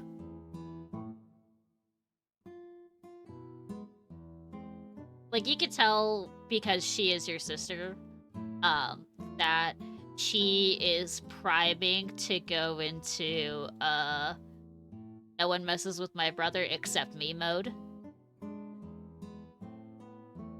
You see the tenseness in her fork and knife. I'm gonna message you something Yeah. creepy. Sure. Too creepy. Fine, I don't get a message. Someone message me. Make me feel loved. I I'll want message you, secrets. bestie. Okay. I got you. Yay. I'm messaging you secrets. Ah, shit. Ba-ba-da-ba-da-ba-dee-ba-ba-da-ba.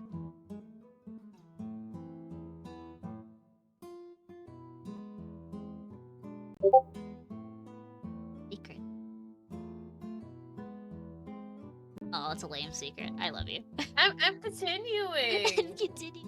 I'm writing more. I'll give you a secret. Secrets are no fun. Secrets are everyone. For everyone. That's Oh, my secret. I can't remember their names. Hey, your secret? It's the same fucking secret I have. We're like twins. I am Oh, man. in a pose that I refuse to move in on my chair. Valid. I feel that. I do. I There's my secret. It's not a secret, but it's a secret. Gotcha. You get no response. That's fine. That's valid. Hey, do we get to know what that secret is? No. You'll probably figure it out later, though. It's What not that about big our of a deal. audience? Hmm. It'll be described in a scene later, don't worry. If I remember. Ba-da-da-da-da-da. Alright, are my other two conniving little secret keepers secreting still? Do we need to bluff more secrets? I Uh, made I a think we're good. modifier for bees. Ah! 77. Oh shit, the bees.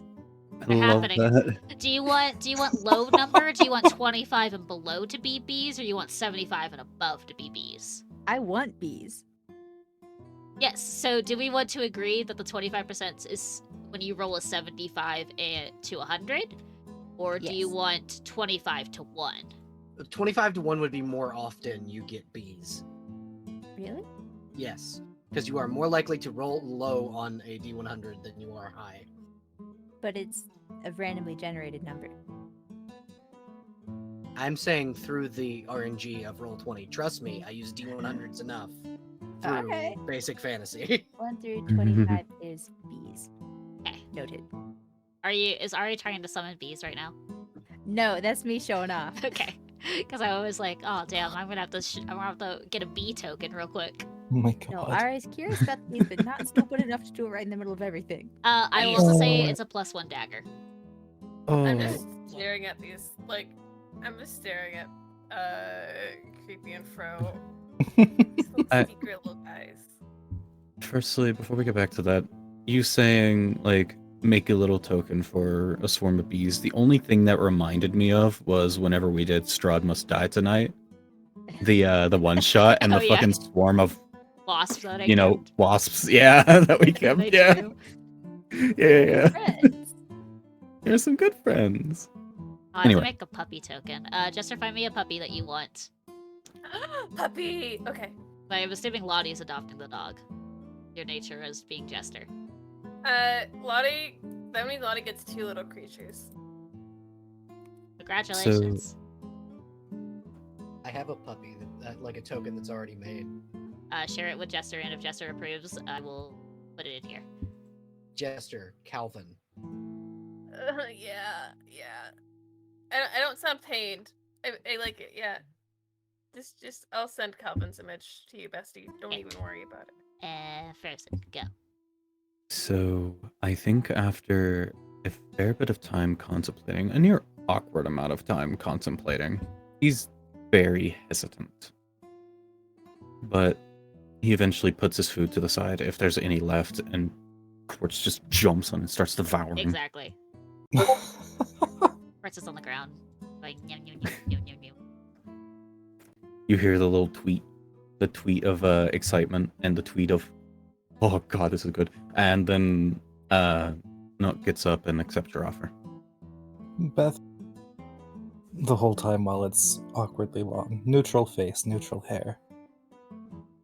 Once you take her hand, she pulls you quickly, and it enters a very swift dance. She's taking the lead as quickly as possible if you'll let her. And she looks at you in a voice that, again, does not really seem like what she was before, though I guess for Nock, he hasn't seen her before carrying the dolls. So Beth will say, Nock, what are you?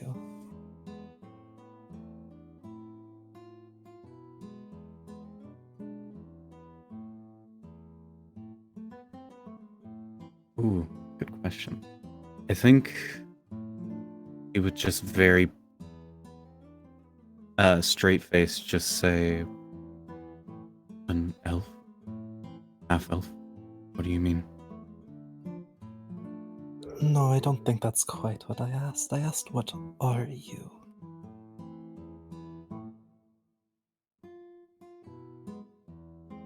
I personally, as a player, don't understand the line of questioning. Don't worry, that's okay. Okay, so Nock isn't supposed to know either. Okay, good. I want to note there is a familiarity. At first, he was very confused. At first, he was trying to match your tempo and failing, but whenever he started understanding the groove, it's not insane skill, but he is understanding what we're doing, and he Sure. understands the exact moves. Mhm. But after just a couple more seconds of contemplation, sorcerer? Fascinating. And you carry a little ice bird, is that correct? Indeed. He's been with me for a while now. Come on. Interesting. And where are you from? Hold on, please.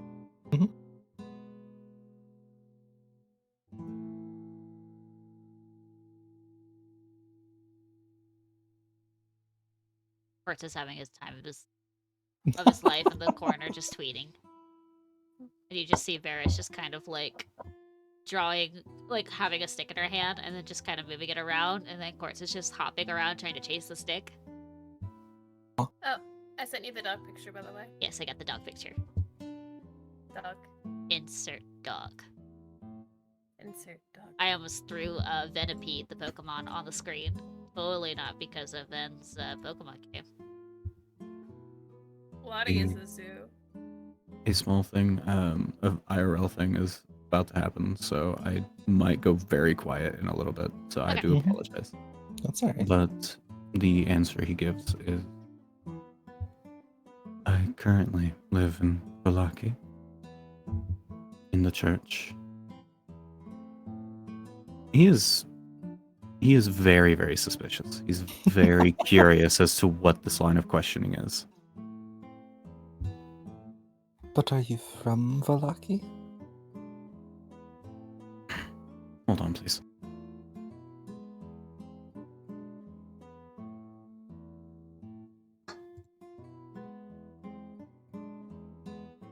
Yeah, that's like dog size. Medium dog. Well, No, small. this is medium dog. Oh yeah, small dog. You're right. There we go. Hold on. There we go. I love Calvin so much, and I'm so glad that his image gets to continue in other campaigns. There you It's go. easy to use, and it's not someone else's art. Yep. Technically, so. I was like, you could just get generic dog picture, and I'd be like, all right, there's our dog.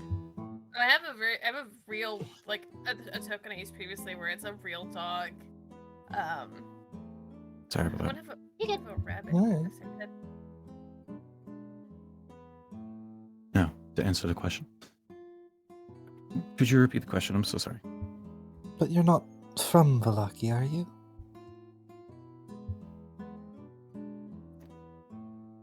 I, as a player, feel bad for answering it like this.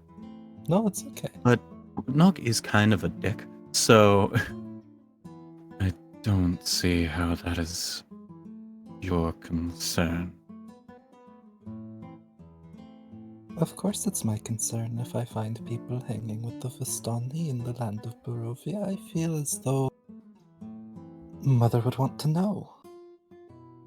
Mother, Indeed. who might this mother be? I'm sure you'll meet her in time. But the question isn't about Mother, the questions are about you. And you are a strange Dingma. You carry a bird of ice, which hasn't been seen. At least I haven't heard of it before. So I'm mostly curious what your goal is here. You're looking for a man, and an important one, I presume. And I'd like to know who I am traveling with. Our goals align, as we are both looking for Father Lucian. Indeed. That is my goal at the moment. To stop being a replacement priest, if you must know. A priest? Well, then I do have to give you a little bit of advice on that front. Do not misunderstand. That is not my trade. I do it out of understand. necessity. But I do hope you have made peace with the gods, because they will not be here for you. It was a pleasure speaking to you. Likewise. I'll be keeping an eye out.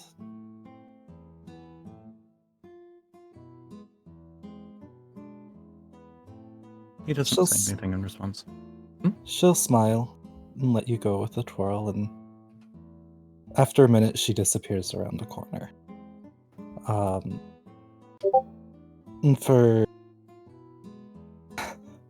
Abby, Beth will Yeah. pull out one of the dolls. Okay. Speak into it, trying to reach Mother. I've met someone new. He has a nice bird, and he's very fascinating. I hope we become very good friends. I think instead of a response, you just feel like a sensation of however you would describe your mother's wound to you. Mm-hmm. Which could be contradictorily very cold, but you know that is Oh, your sure. mother. Yeah. Mm-hmm. So I get the sense she appreciates it. Yes. So, Good. as a player, that is wholesome as fuck. As Nook, what the fuck just happened? Oh, you should be feeling like that as a player, too. Beth just skips away and then pulls out a doll from her bag and is like, you wouldn't believe what I just heard, Mom. You don't believe what I just met. After a moment, she comes back out and begins to dance as if nothing happened. You might notice that he is now slightly keeping an eye on you. I have a feeling Vera is doing the exact same, but a little bit more obvious. Yeah. Beth does not notice. Beth is got an 8 passive perception. Oh yeah, Yeah, no, yeah. you might not notice that. Though I feel like Ore might have noticed this shit. Oh, I forgot. Probably. Yeah. But I feel like Ari is probably gonna slip away from everything to get some quiet over by the river or something. Throw some rocks at the river. Take that, you fucking lake. They're dancing? Oh, none of my business. Sucks to be Oh them. no, not again. Not this shit. Damn, I Really could have chosen a Yeah. better spot. Yeah, Freslin. All right. Really quickly, before the thing that happens in my side that I have to be very, very quiet for a moment. Yes. After the dance, Nock kind of just goes back to Vera, sits down beside her again, sees that his original plate that was like about a third full of food is now empty. Very hungry bird, and just starts talking to her in Primordial about what just happened. Yeah. Quartz is like the equivalent of like, you know, when a cartoon character eats so much their belly gets like a little bloated.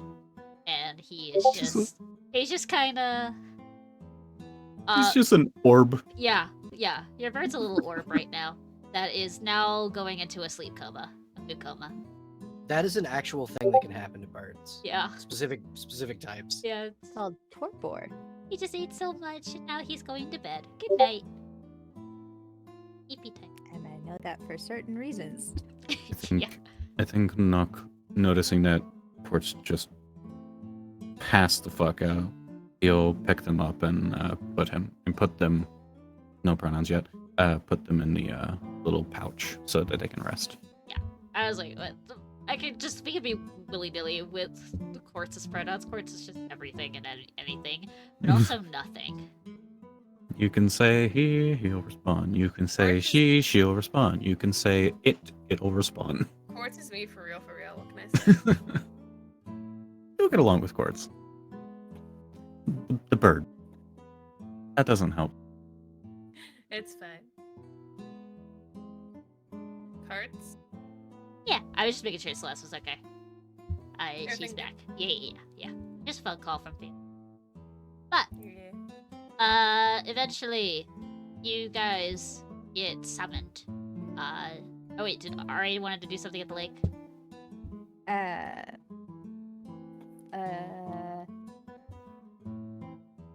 Hold on. I forgot. For Gore? I forgot. I was like, oh, Ari just walked away. I know Arya is going away for like peace and quiet. Yeah, did babe, do you want Kat and Ari to have a conversation before Madame May snaps out your afflictions?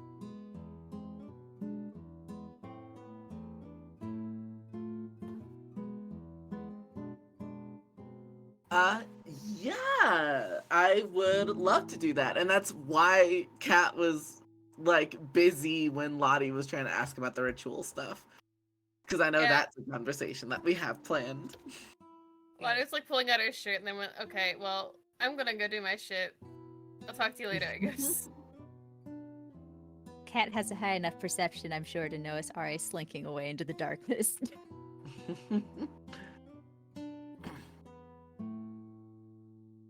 You make a habit of that, don't you? Oh, hello. Aye.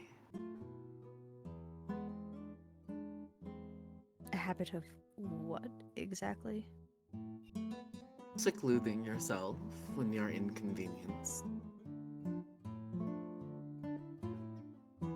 I didn't hear that last bit. Secluding yourself when you're inconvenienced. Okay, I wasn't sure if you said inconvenienced or inconvenient. Technically work, but she specifically means when you are personally inconvenienced by something. You just dip. Yeah. Mhm. Inconvenienced by what? I just wanted some quiet for a moment.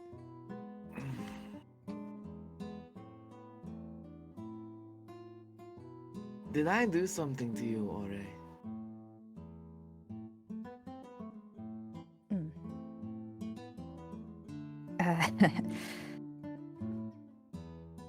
Ari kind of shakes their head and shrugs and looks away without saying anything.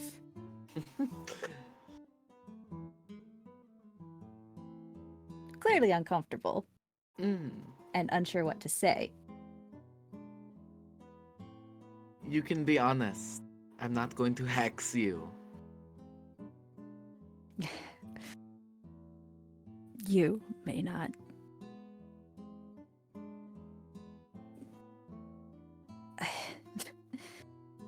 Can you say the same for any of your sisters?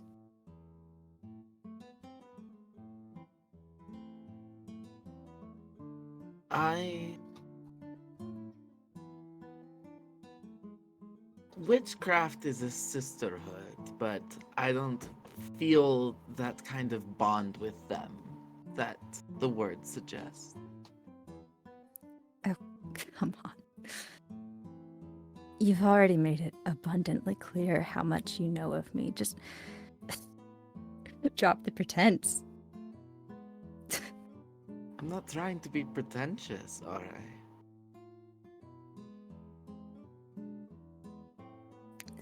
not pretentious, but rather pretensions. The the curse, the voices.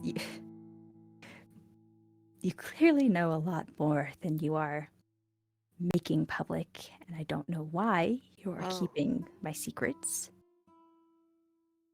Because what would I have to gain by sharing them, Are? You're one to talk about preconceptions.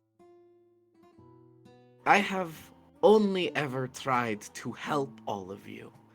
The reason I'm frustrated with everyone is because everyone is denying assistance and aid around every corner.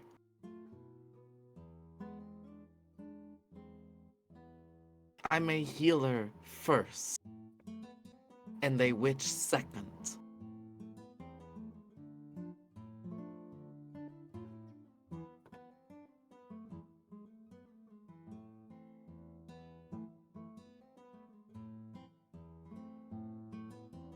Ari looks confused. Like what you're saying doesn't make sense to them.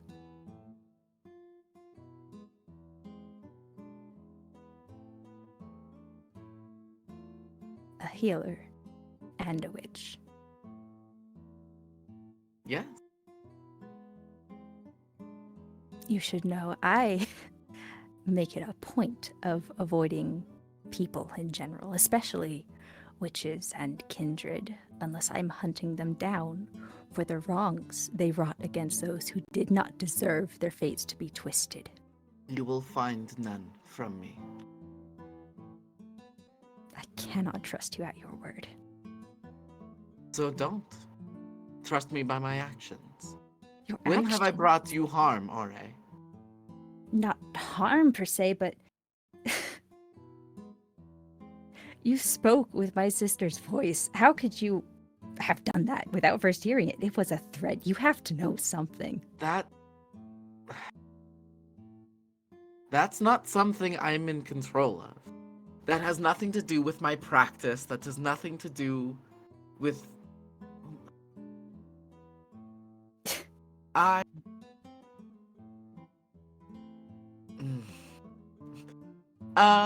Kat is trying to figure out the best way to word what she's trying to say. I possess, and it's not going to sound good, I possess what is called a dark gift. And many people who come to or who have lived in Barovia carry dark gift. Mine is the gift of gathering whispers. I speak to souls, and souls speak through me.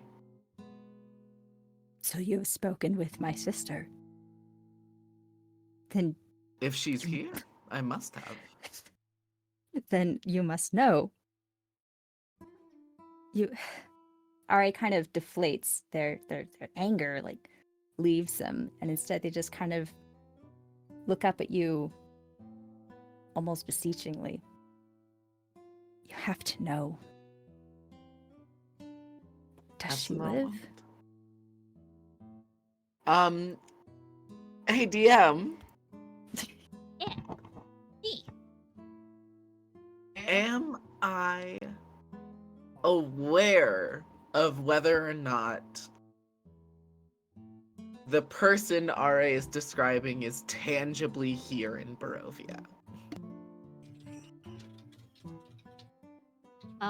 I would say give me either like a spell check, like using wisdom, or if Arcana is higher. I don't think it is for you. Nope, Arcana is 1 point higher than using my straight wisdom. Okay, then use that.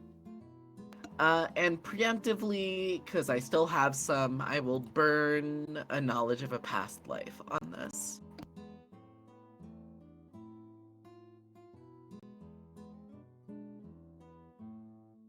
Your cat can give you the help action as Erasmus.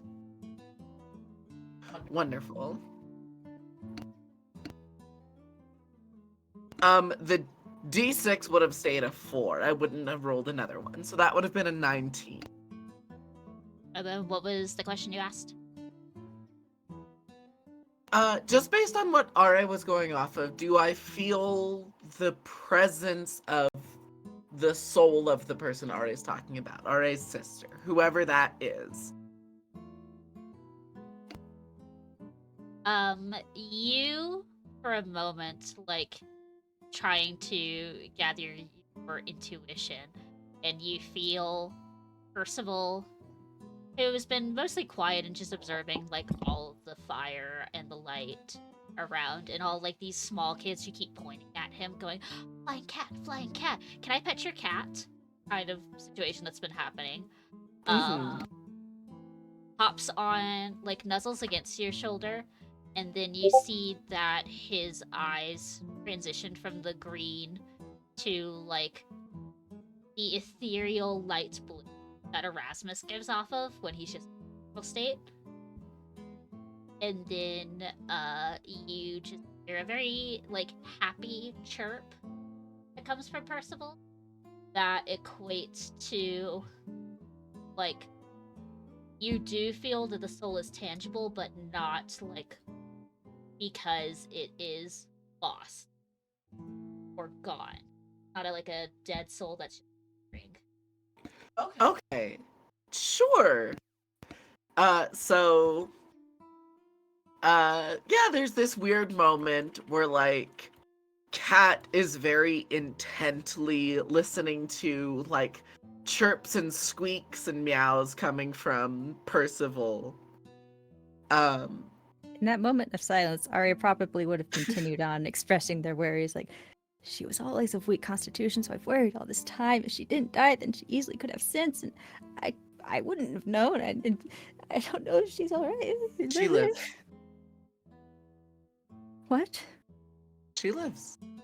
I sense her soul out there.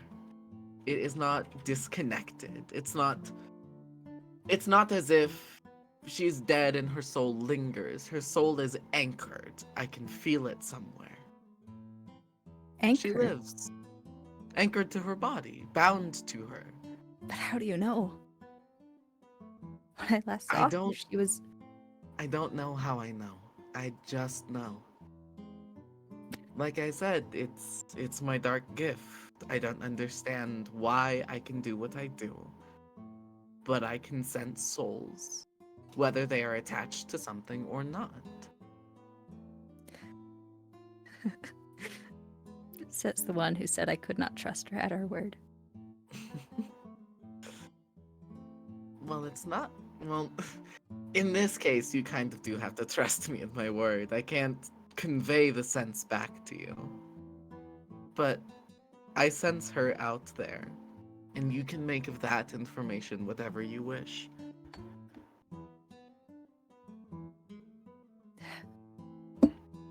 If I wanted to bring you harm, I would have done it already. Nothing would have stopped me. I don't care if you bring me harm or not. It doesn't matter to me. I just... Does it genuinely not? Truly? To some extent. But I do not wish harm to Echo. Echo.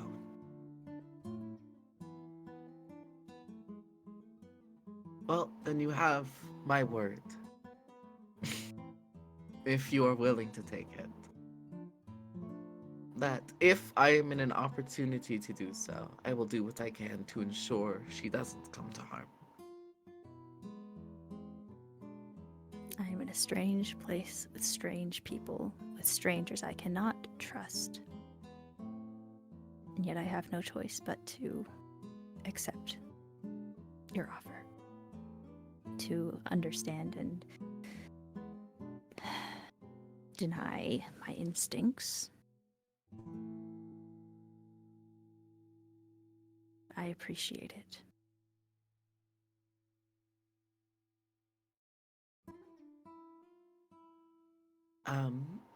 I think Kat gets up from the box that she's sitting on and motions to Percival to stay with RA. Cat will walk back into the campsite. As you start walking back, RA turns to you again, hesitates a moment, and then says, "Why have you kept your silence?"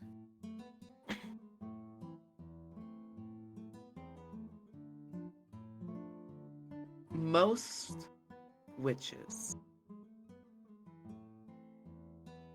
follow a coven that is not true to the nature of what it is to be a witch. The Coven of the Wicked. The Coven of the Wicked is not a domain that you can train yourself in. You have to let yourself fall down that path. And the way witches move through the world, many of them end up having to. Some of them stick too close to their vendettas, others do it as revenge for their persecution. I am trained in the Coven of the Heart. And the Coven of the Heart and the practices within it are based in caring about other people and how other people make my life better. That's what I get my power from. It's very cut and dry. I can perform the magic that I can because I care for others and other people care for me. So that's why I've kept your secret. If that is true, then I suppose it's respectable. But the other one you mentioned, is that anything like the Cardinal Coven? Ooh, do I know that term? DM, do I know what the Cardinal Coven is?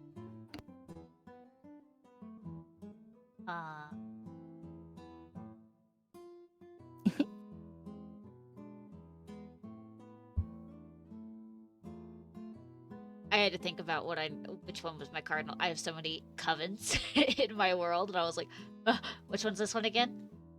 But I remember. I recall. Yes. A specific one. Yes, I remember. I did not forget this instant.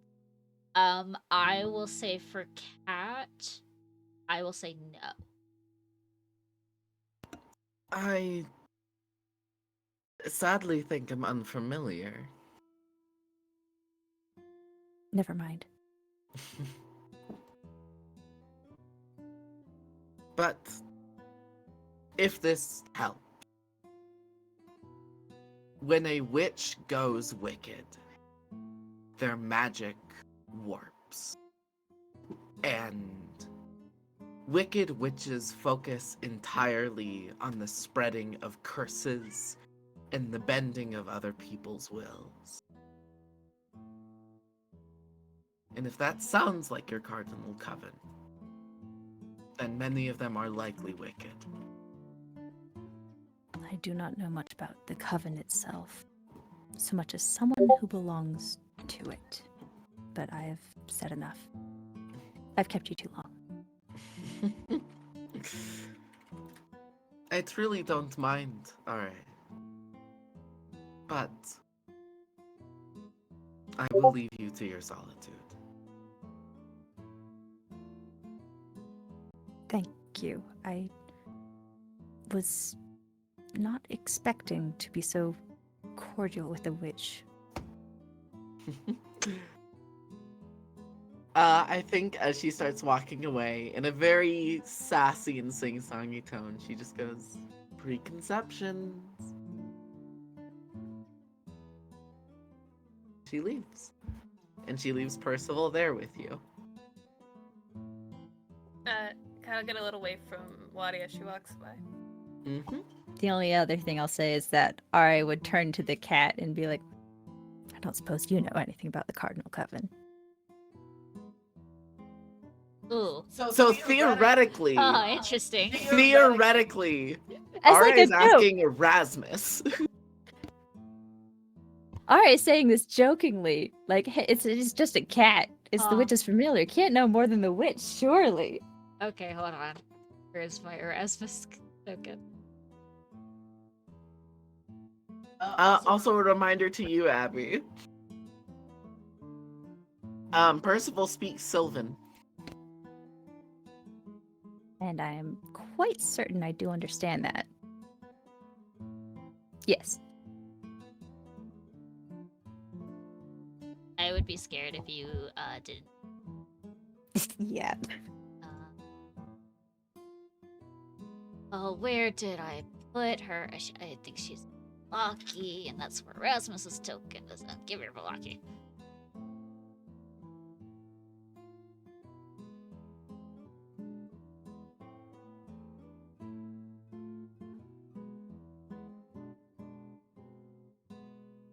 I should see what the number was. Alright, let's see.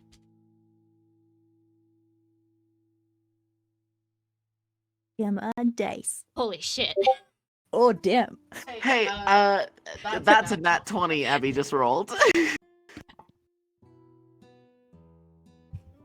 Okay. Fascinating. This is the only time Erasmus can speak too, because he's occupying Percival's body right now. Oh, okay. So you see this very cute cat, this winged cat, rolls to expose his belly. And it's just like, rolling in the dirt as cats do when they're actually outside. I don't know why, but they have this They do that. cardinal urge to be like, I have to roll in the dirt. Mm-hmm. So he's doing that and kind of splashing a paw at like the wake of the lake against like the shore bed. And then when you ask Percival, what the cardinal coven is, you see the cat, as if possessed, flips over, and then all of his fur on his body puffs up. And like the light blue of his eyes narrow as he speaks Sylvan, going, "How do you know that?" Ari is very taken aback, not expecting this cat to respond, let alone to respond in any way indicative that it might know something at all.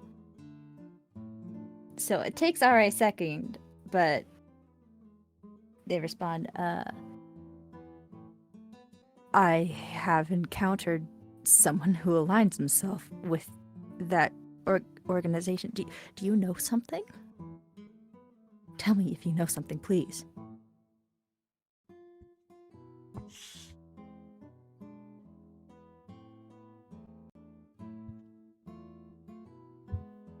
Okay.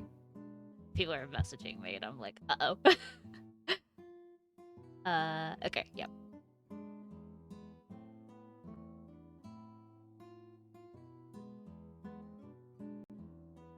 I have to remember which one is which from the Cardinal Coven. Do you want me to send? Yes, please, actually. Okay. I can remember if I gave them all names. This is what I have in my notes.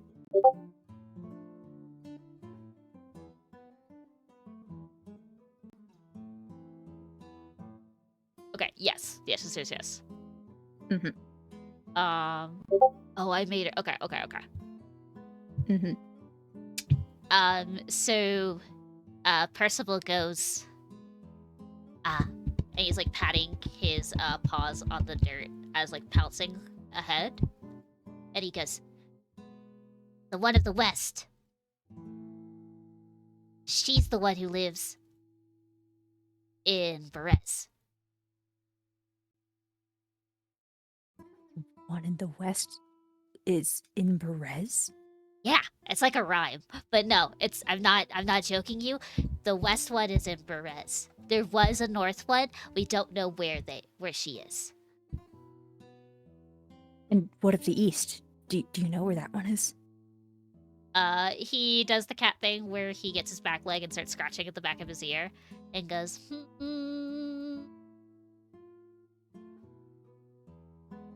I don't remember if it's south or east that is in Yesterhill. But one of them is there.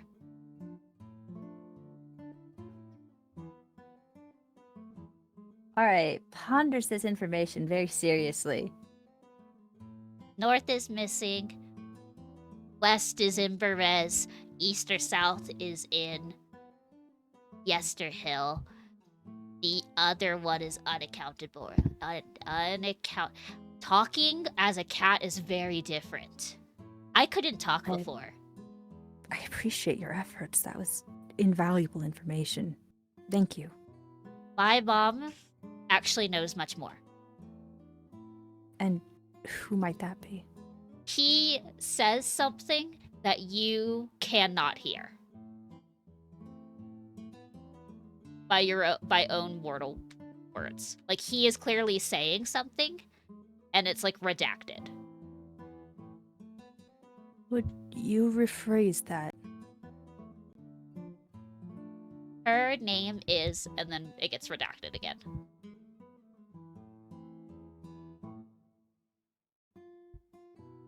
Could you tell me where she is? He talks, and it all gets blurred out. That's strange. Can I roll like Arcana to see if Ari knows what the fuck is happening? Yes, you may. Okay. I will give you advantage because of the Ooh, nature of it. 17. The soul of this cat is cursed in the way it cannot speak of this person who is a great attachment. Cannot tell you what their name is, who they are, and where they could be. Oh, I see. But you assume it's this nature of why this cat is lingering and why it has a close connection to cat. Thank you for trying to tell me. I will have to ask the witch who you spend time with more. Cat's very nice and very fun. You should talk to her more and get her to smile. Perhaps Allegra might be more capable of that. No, more people. You should smile too. Thank you. I'll take that under advisement. Okay. I'm watching you. Better smile at least once. It's too dark and dreary in this world to be sad all the time. Would you settle for a dried sardine? Everything in my body says yes, but I say no. Stupid Percival. And then eventually you just see like the blue of the eyes dim, and then you see Percival, who is just staring at you expectantly with his glowing green eyes, as like you offered a treat. Well, And the you person have you were earned it. talking to is gone now. Ari gives the cat the treat and gets up and kind of hovers around what Cat and everyone else are doing, eventually wanting to ask more about it, but likely won't get a chance. Hard time. Yeah.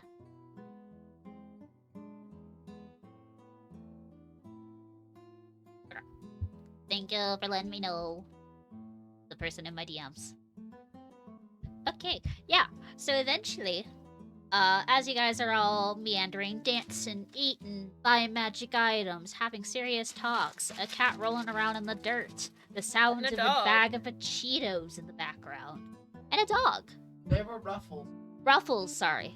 I'm so used to her Fair. having. I want Cheetos. I want Ruffles. Sorry, we can't share. You would have to offer me great boons. What if I Okay. just said crappy hens? I need boons. Heck. Well, I'm broke, so Well, guess no ruffles for you. But what we do get is the chiming of a bell that goes on through Me? through Chiming? yeah, like a chiming of a bell that goes through the camp. And you hear the Vistana quiet down, and then Stanimir stands up from like behind the bonfire and like grabs all of you guys to like come forth, and then he does like a deep bow, and goes, "I believe this is the time where Madame Eva would like to see you all. Please go in, filter yourselves one at a time. Um, she will answer all your questions and many other inquiries that you have. And we will make sure no one else enters the tent behind you."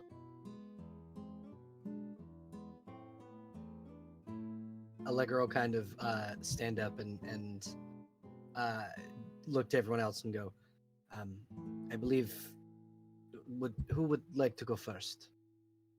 I mean, we're going as a group, right? That's what I we're believe they doing. just did they not just say go in one at a time? Oh.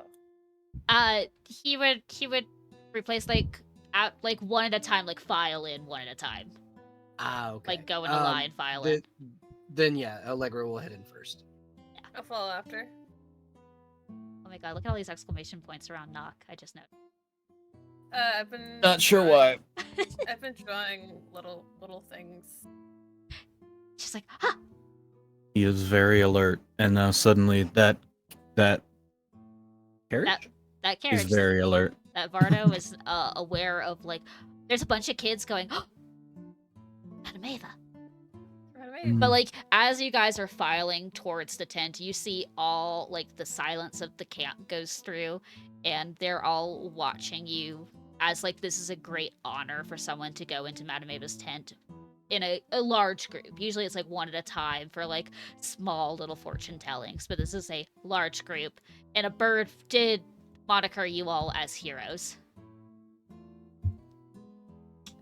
And you guys are all filed in, and then the moment like the flap of the tent closes behind you, you hear the sound of music and chanting and singing happen again, but it is louder, as if to muffle the sound for you guys inside the tent, so like no one can overhear this conversation, like they're masking it.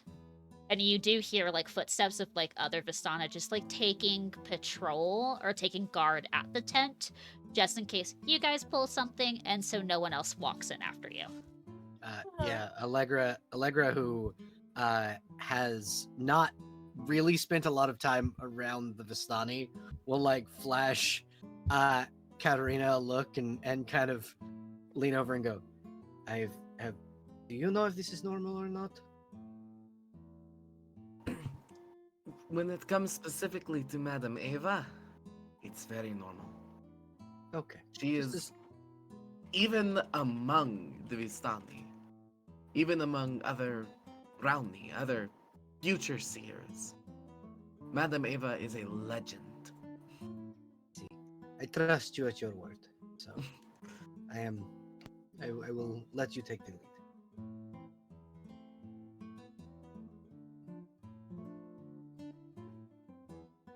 Sorry, I have to get my reference from Madame Eva, because once again I will have to you guys will be like, what does she look like? And I'll be like, look, this person.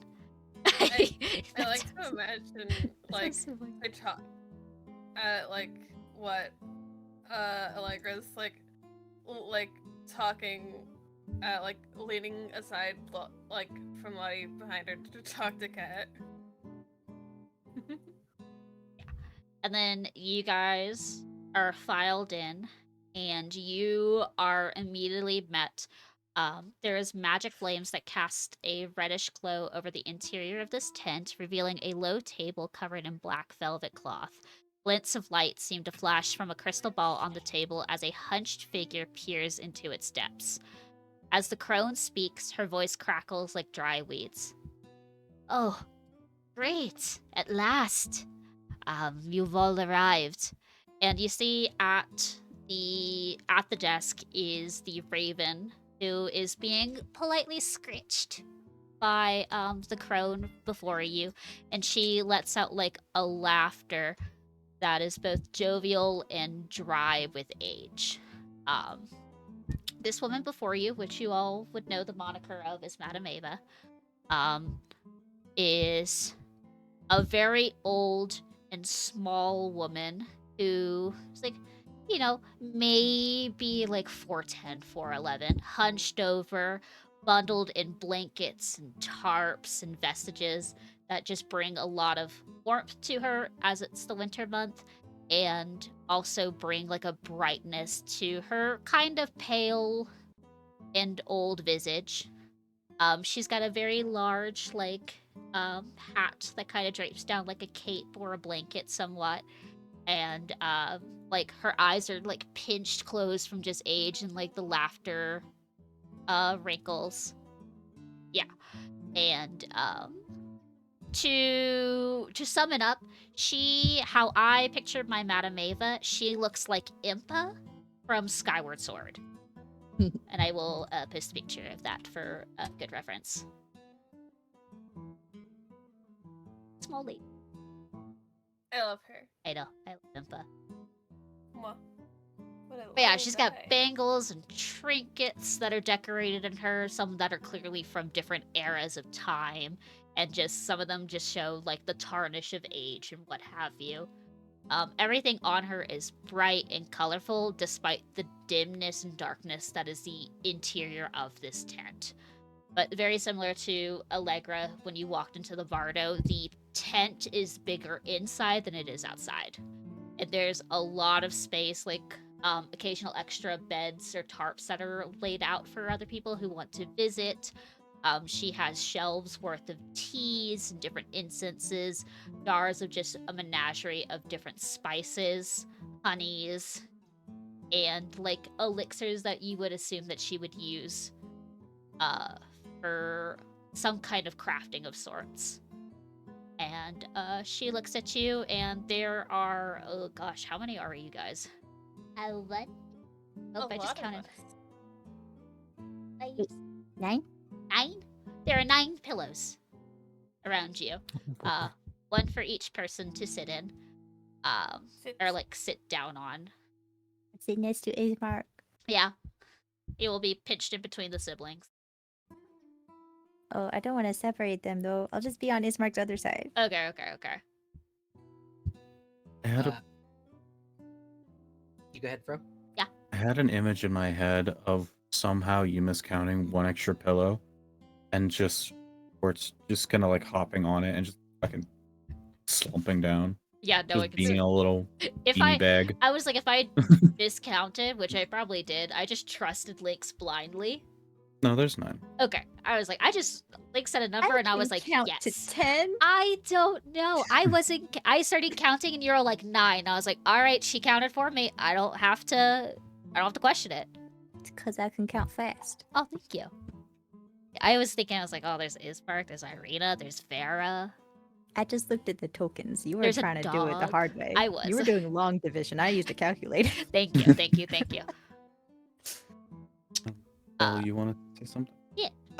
Allegra would take a seat direct next to Kat, but as close to in front of Madame Ava as she can without being directly in front. Why don't we arrange ourselves in approximate seating order?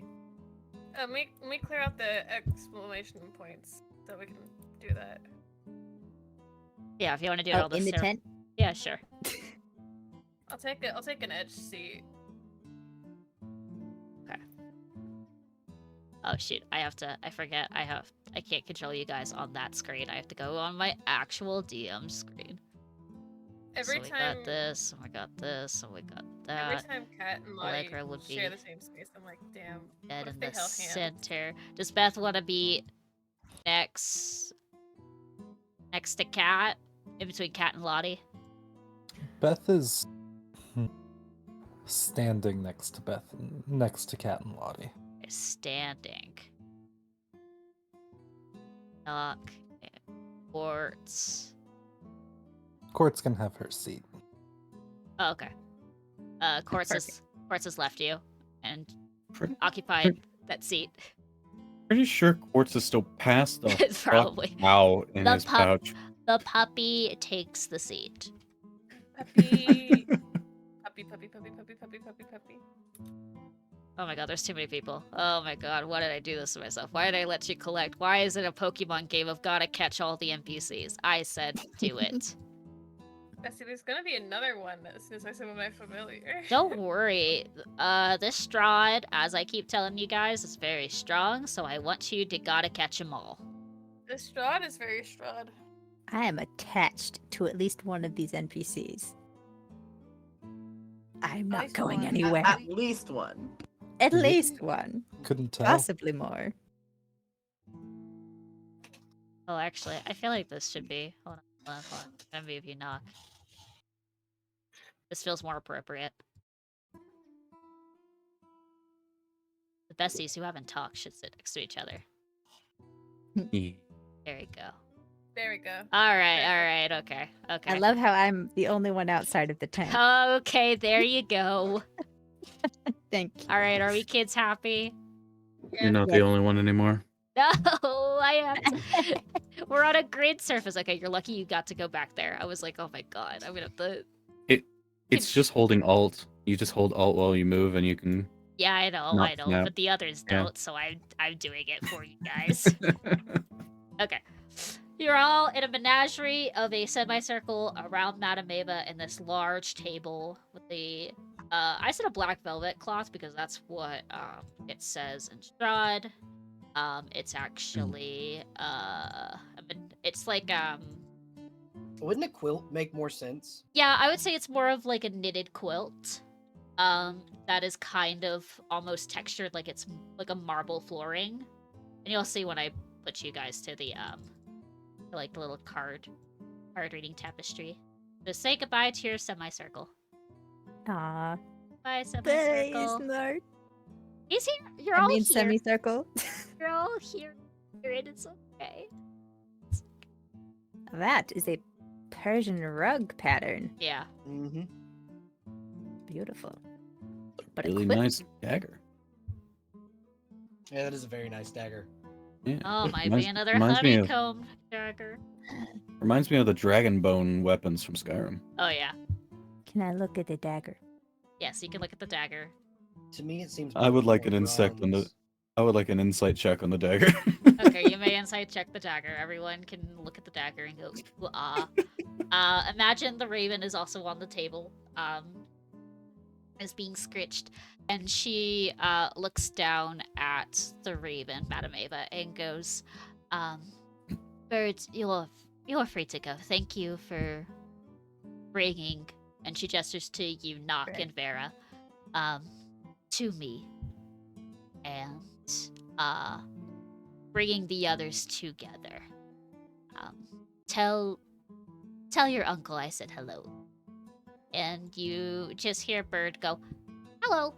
And then she looks at you guys and goes, heroes? And then does a deep bow. And then we'll just kind of like hop her way off the table and then look at you guys as she hops her way out of the tent. And then you hear the sound of like fluttering in the distance. Madame Ava states that she's like, Bird is part of a menagerie of ravens who occasionally send me messages throughout all of Barovia, so I know where everyone is and how everyone is doing, and if anyone needs to make a how do you say, have to come see me next times.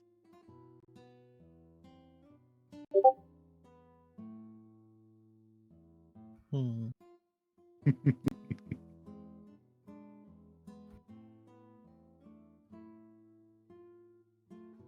It's spelled the same too, Frozen. No, I know. Yeah, pilgrimage, I will say. It's great. And she looks at you all and goes, I apologize for dragging you all here into my tent, but I am a very important brownie, some would say, a seeress, who uses the natural law of the weave, the magic that's around us, and the tapestry of fates, to come up with a fortune for very important people who have come into Barovia.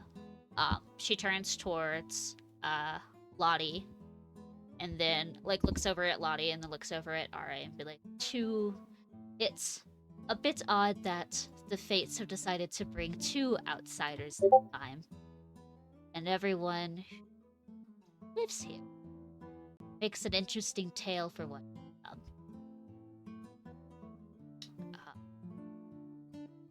You are not obligated to sit here and listen to an old crone talk about your future. You can always deny it and continue on your way, but there is a reason Barovia brought you all together, and there is a reason why Barovia sent all of you, Castle Ravenloft, and sent you two to come here. She looks over at Nock and Vera. And how all of you are tied to the missing person that is Father Lucian. May I note something really quickly? Yep. Whenever she says that they've been to the castle, there is like a hair of shock from Yeah. Nock.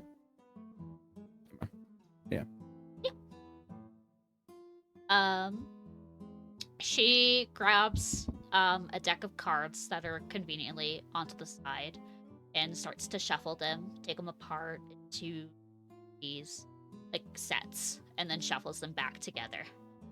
And then she looks at all of you, and then goes from Beth around the circle, or not Beth. It would get old. Lottie was at the end. Yeah. And for Lottie, we her full name is Charlotte, right? Do you want her are we full just name? Yeah. She has her full name. I will send it to you. Okay. I can remember if You want we full names? yes. Full name. I would like full names. The full name. There you go. It's messaged to you in the DMs. I like her middle name. It's never used anywhere. Yeah.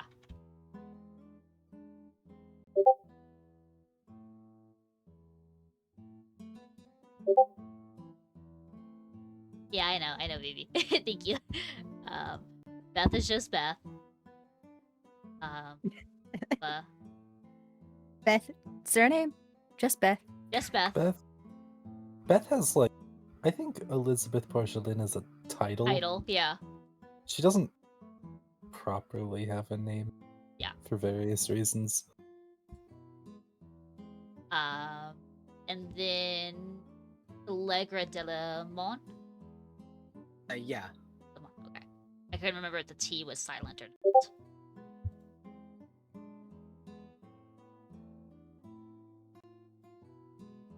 Okay. All right. Oh, look at all these bullets I'm getting from people. I love them. It's on my like about page. I know. for bio. You and Beth are very like, and Allegra are just like, these are my names. I don't hide them. Everyone else is like bullets. They're loading the gun for me, and I'm like, all right. Gives cannonball, shoot me. Yeah. Allegra intentionally introduces herself by her full name all the time. So she gestures. I think I have the seating order written down real quick. Hold on. Okay, if you want to post it. As far as I remember. Beth was standing at some point, though. Beth is standing between Lottie and Kat. Okay, I'll move that. So she will turn to Lottie and go, Charlotte Velika, Donatav, it's a pleasure. To Beth, Elizabeth Porcelain, or how we all love you as Beth and adore you. To Kat, Katerina Wachter, it's been a while. To Allegra, Allegra Delimont, do tell your father I say hello. I will, thank you. She turns to both Nock and Vera and be like, the Haven twins. Pleasure to see you. Nock and Vera of the Grim Isles.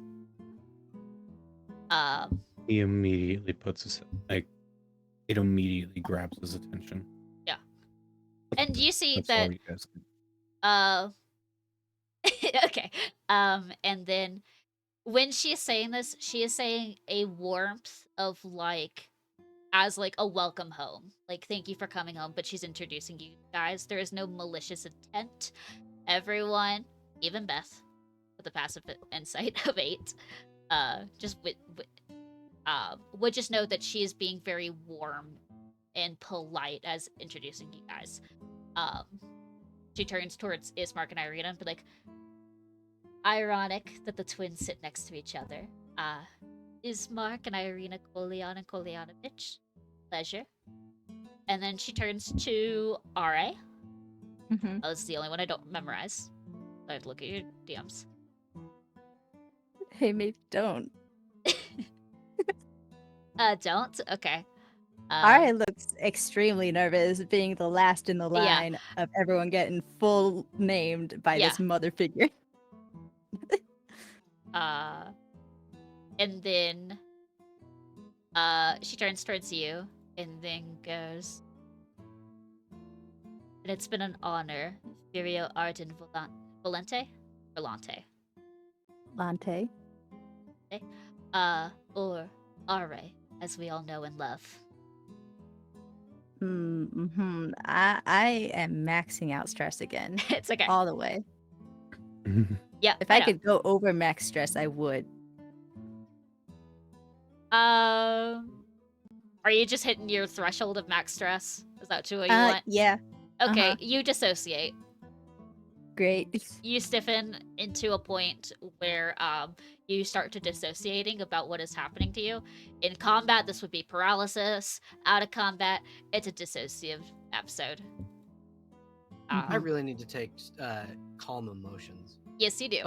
Yes, you do. Celeste and I talked about it. Calm emotions will temporarily alleviate your affliction if you have one. But like once, like I think calm emotions last for 10. It's either 1 or 10 minutes. It's something like that. But once the calm emotion spell ends, that affliction comes back. But for that time period, it just everything becomes nice and calm. But it does relieve stress too. It does both. But yeah, Madame Ava, who senses that RA has completely gone, looks over at Lottie, who was just a little bit absentmindedly watching the spaces around. And then I think just Kat just has a face that's like, don't touch me. Yep. Yeah. You hear her clicking her tongue and like a tis-tis, like a disapproving grandma. And she goes and she waves a hand, and then a small little stick of incense kind of floats up to her hand, and she puts it down and lights it, and you guys are met with like a very warm and rich smelling of like vanilla, I would say. It's very calming and sweet. And my 3 losers who have afflictions, you immediately feel that your afflictions are gone, and everyone in the room's stress levels are back at 0. Woo! Hell yeah. Great. Huzzah. Now that I'm Okay. sane again, Ari gets up to leave. I feel like Also, I think it's season. Ismark grabs your hand and just kind of yanks you back down to the pillow. Okay. But Ari doesn't let go. I was gonna say Ismark will hold your hand throughout this whole entire thing in a weird way of like keeping you steady, like no, stay here, but also to ensure that you don't make a break for it, because he is confident that he is stronger than you. Does my season also change? Still winter right now. I will say that she looks at you, wintering as your affliction goes, and then in Sylvan, she looks towards you and goes, "Oh, my dear, you're trapped like this. Would you like a little help?" I think she's nuts. You see that she holds her like old crone little hand. You're getting like a little grandma hand reached out towards you. Oh, grab my hand. Do you take hold of her hand?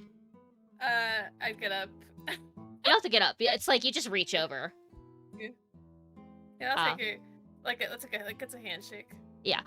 She doesn't like handshake you. Like you put your hand in the center of hers, and she wraps her fingers on top of your hand. And she does an incantation that is very archaic, but to all the spellcasters, it's very old fairy magic. And you all watch as Lottie glows just a little bit. In like this bright gold and earthy green color, and everything about Lottie turns into a different season. And Jester, describe what autumn Lottie looks like. Okay. A Lottie of celebration.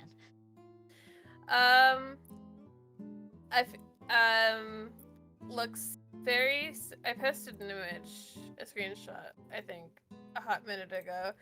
But for the viewing pleasure of our audience in audio form,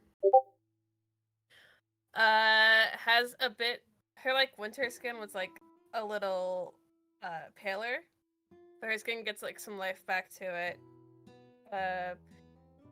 Dark brown skin, the same colored hair as Irina, same green eyes with like they're about like half gold, half green in each one. Yeah, looks very similar to Irina. With like roses and like different flowers in her hair. No horns on this one. Yeah, Oh, I would very imagine there is like there are just leaves that are in your hair that looks like, you know, if you run a brush through it, it's like your hair is ratty, but your hair is very silky smooth. It just has like leaves and just very faint vines just kind of curling through it just to give it texture and a different kind of vibe. Flowers, leaves. Yeah, and they're all like the shades and vibrancy of like what you would see on a fresh autumn day. Yeah. And you kind of carry like a smell of cinnamon as you walk around. Yeah. Like warmth. Like this is you are basically copying Madame Ava's mood of like this is a good welcome home. Yeah. And her ears are now perked up instead of the sad winter. Yeah. And Madame Ava smiles and goes, apologies, but I feel like you've already tried spring, and celebration feels like a perfect moment for this time. It does feel better, than winter does. So thank you. I appreciate it. She reaches over and pinches your cheek and goes, no one looks good in winter, honey. She like scrunches her face up. Yeah. And she leans back in her chair and then leans back into her little posture and then grabs the cards and looks at Lottie and then looks at Irina and then looks at Vera and goes, interesting that the fates had brought 3 lookalikes. Are any of you others a redhead in disguise? Just asking.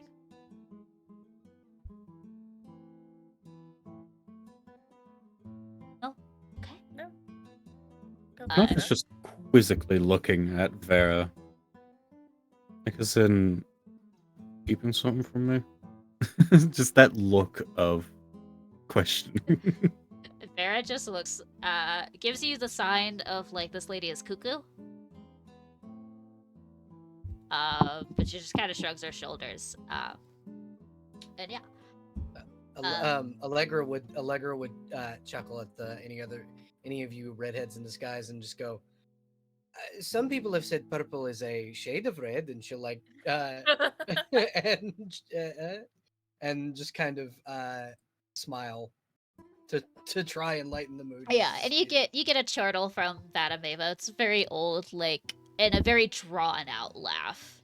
As like she catches her breath and she goes back and she's like, okay, very serious. I've greeted you all. We're all here. One of you did try to escape.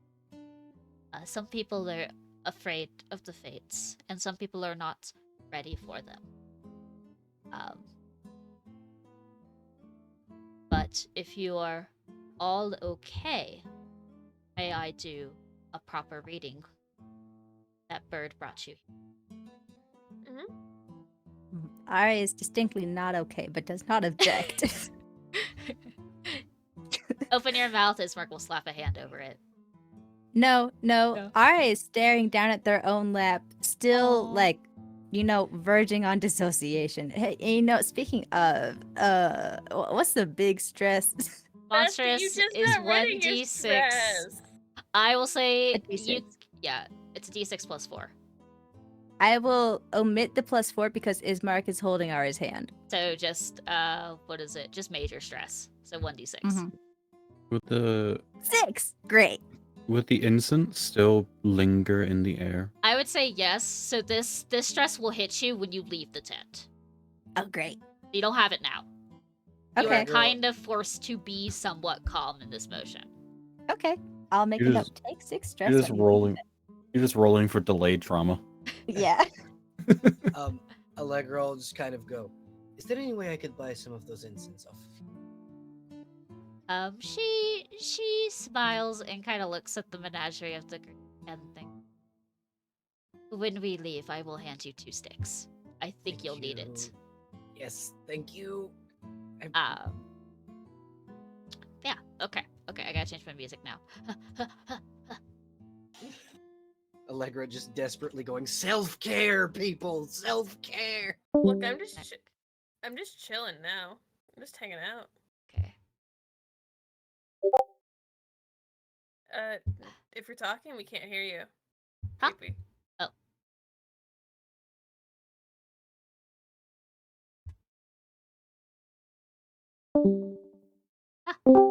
Hello? Hello? There you Hi. go. Hi. Oh, hi. I was asking if Mother had ever expressed opinions on Madame Ava.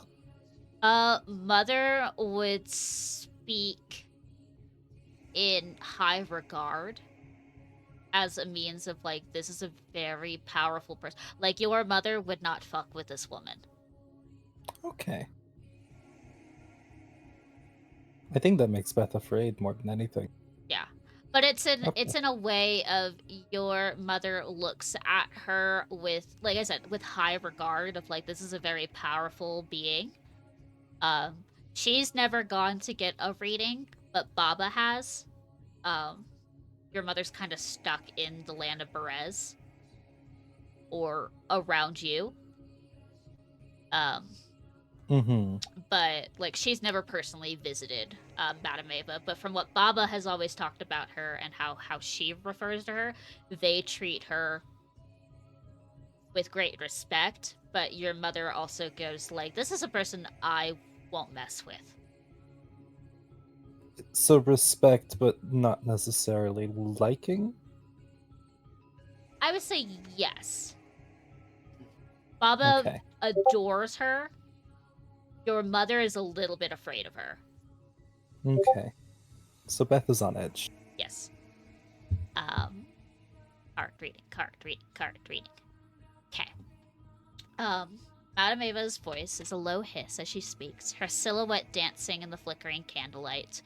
A long, arduous, something that is way bigger than her tiny, minute form, like cast on the walls behind you guys. A shadow is approaching my tent, a lone servant of darkness. They seek knowledge of your future, secrets that I'm sworn never to reveal to any but their keepers. But don't look, don't rush to greet them. If they learn the import of what we have discussed, all may be lost. Do not reveal, even that you know of their true nature, for their master will know what I have told you, and their wrath will descend upon us all. I will read the cards as swiftly as I dare before they arrive, and you will listen closely, for I shall never repeat again what they say. Are you ready? I think as she says this, Allegra just reaches down and slips out a stake out from under Yeah. her cloak. Would it be in poor taste to have Lottie with her notebook out writing this down? No. Okay. I'm ready to type. Okay. Okay. Her old hands work deftly. The ancient seer removes 14 cards from the top of the deck, setting them aside. The remaining cards she shuffles nimbly twice, 3 times, then 4. Madame Ava sets both decks upon the surface of the velvet table of the quilted table. Closing her eyes, she places her right hand over the surface of the larger deck. A crimson flame dims and swirls in a pattern as her lips move silently. A distant tension spreads through the air. The sounds of rustling trees and the rippling pool beyond the tent's wall begin to dim. The external world growing mute and insubstantial as the space within this room becomes more solid and more real. You hear her voice in 3 different octaves as they're all talking in unison. And slowly, reverently, the crone draws 3 cards from the top of the deck, laying them face down separately on the table, with the second laid between and above its partners. She then moves to a smaller deck, drawing 2 more cards. The first she places below the first 3, forming a cross. The second she places in the center. Let me feel the cards. The pattern that they are in. I don't want to flip the cards, not yet. Token layer. Token. Oh, let me go in order. Token.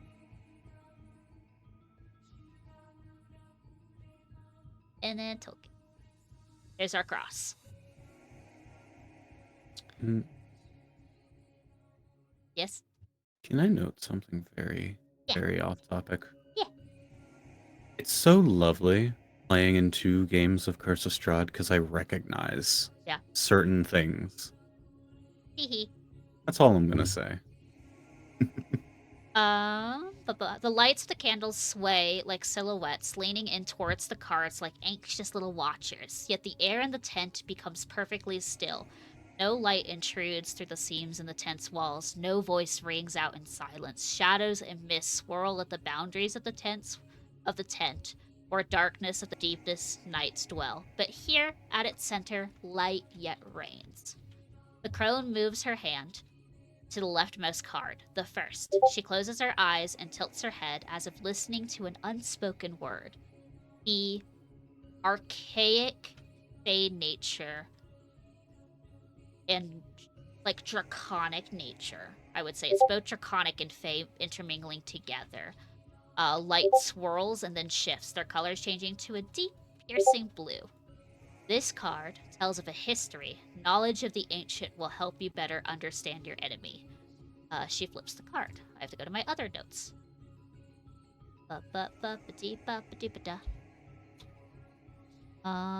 That's the other one.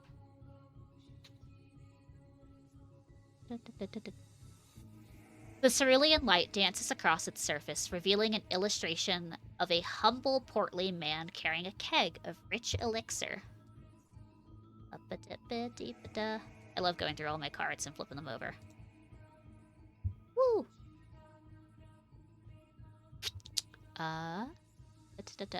The one of glyphs, the monk. Her dark pupils shift from the side to side as though reading from an unseen text.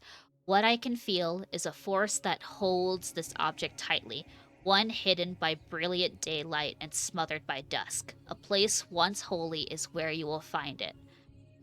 She moves her hand to the second card, this one on top of the cross. As she closes her eyes and listens once more, the candlelight flares, its color bursting into a fierce, cheery yellow. This card tells of a powerful force of good and protection, a holy symbol of great hope. She flips this card. Back to this screen. I flip this one over. Hot woman alert. This time, the light reveals an illustration, a woman cladded in ornate armor, one of power and regality as she looks off to the side, clenching her sword like a sacred vow. Through the mist and smoke of the flame obscures most of the card from the view. The One of Swords, the Avenger. Her eyes stare deep into the mist that swirls over this one particular card, a perplexed look curling her lips. The Fates have a hard time discerning, as if some force wants us to forget what we are seeing here. But I can tell you that something draconic is found here, surrounded in a field of flowers. Here, you will find someone who has strayed from their path. It is up to you to push them in the right direction.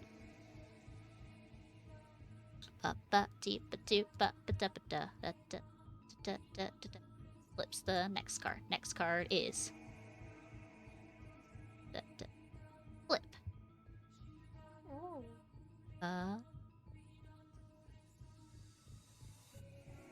She moves her hand to the third card at the right arm of the cross, her eyelids closing like a trance, her lips pursed in quiet contemplation. The candlelight vanishes for a heartbeat and then returns in a nova of fierce burning white, so pure and strong and clean that it hurts to look at it. Madame Ava's eyes snap open, burning with a fierce determination. This is a card of power and strength. It tells of a weapon of vengeance, a sword of sunlight. She flips the card. The light reveals a third illustration, a man clad in dark vestments surrounding and forcing a force of undead before you. I have to find where this guy is.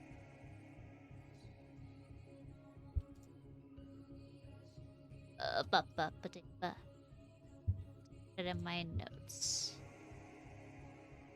I'm sorry, I got to a point where I stopped writing the exact notes for these cards. So I was like, I'll just look at the document.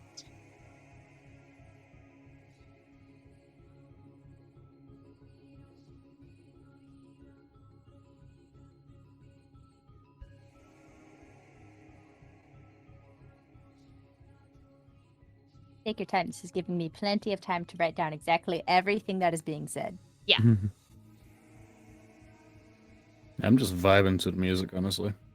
Thank you, Fire Emblem Three Houses.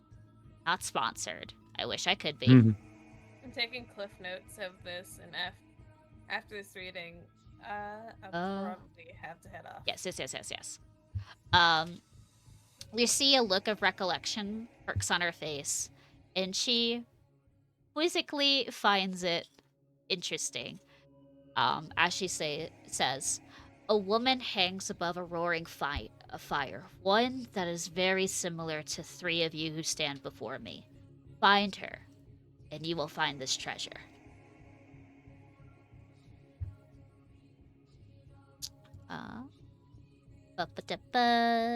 She moves to the fourth card at the bottom of the cross and listens once more, tracing small circles across its back as she hums a contemplative note. The magic flames leap and dance upon their wicks, now casting a swirling violet embers into the air as the wall of the tent gleams with a shimmering of twilight.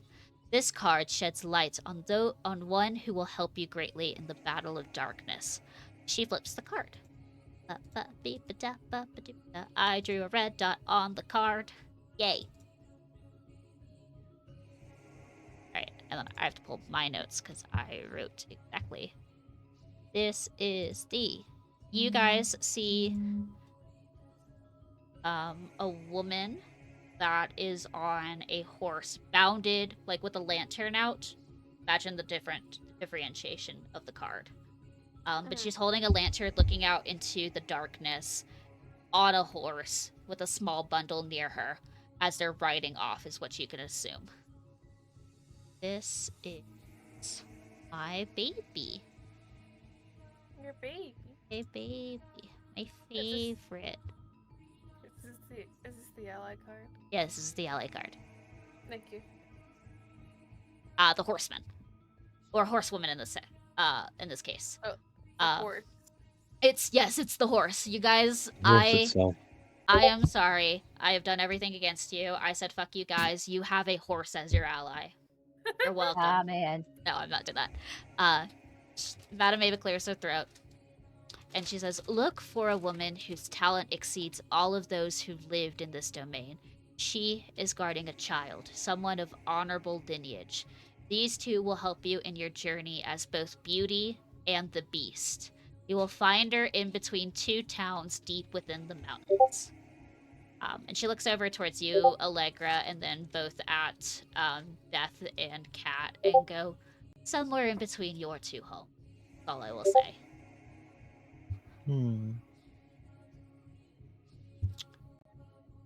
And then the last card. And finally, she moves her hand over to the fifth card and nearly recoils, her brows furrowing until it wrinkles split her forehead like a trench. Behind her, shadows encircle the candlelight until the light is nearly swallowed by the creeping dark.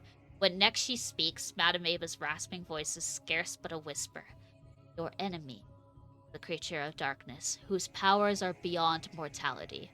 When the hour of judgment arrives, this card will lead you to her. Her hand moves above the card for a silent moment, and then with deft, ancient fingers, reveals it the opposite side. In the darkness, the fifth and final card is only barely visible through the smoke and unnatural murk. Upon the card surface dwells a depiction of... What is my card depicting? What's the card depicting? Right, it's the marionette. The card depicts of a tall, gnarled-looking figure who holds a hand above of a creature that's dancing over the lips of like what would be like a goblet that is filled with something dark and archaic. And she goes, the marionette. In the final confrontation, this, and then she taps at the necromancer card, will be found in the same room, same place. It is up to you to decide whether you want to wait to get this when you are ready to face her, this enemy of darkness, or grab this at a time that is most beneficial to you guys, and then eventually meet your way down here when you've decided that what dwells in this domain has to be ended for.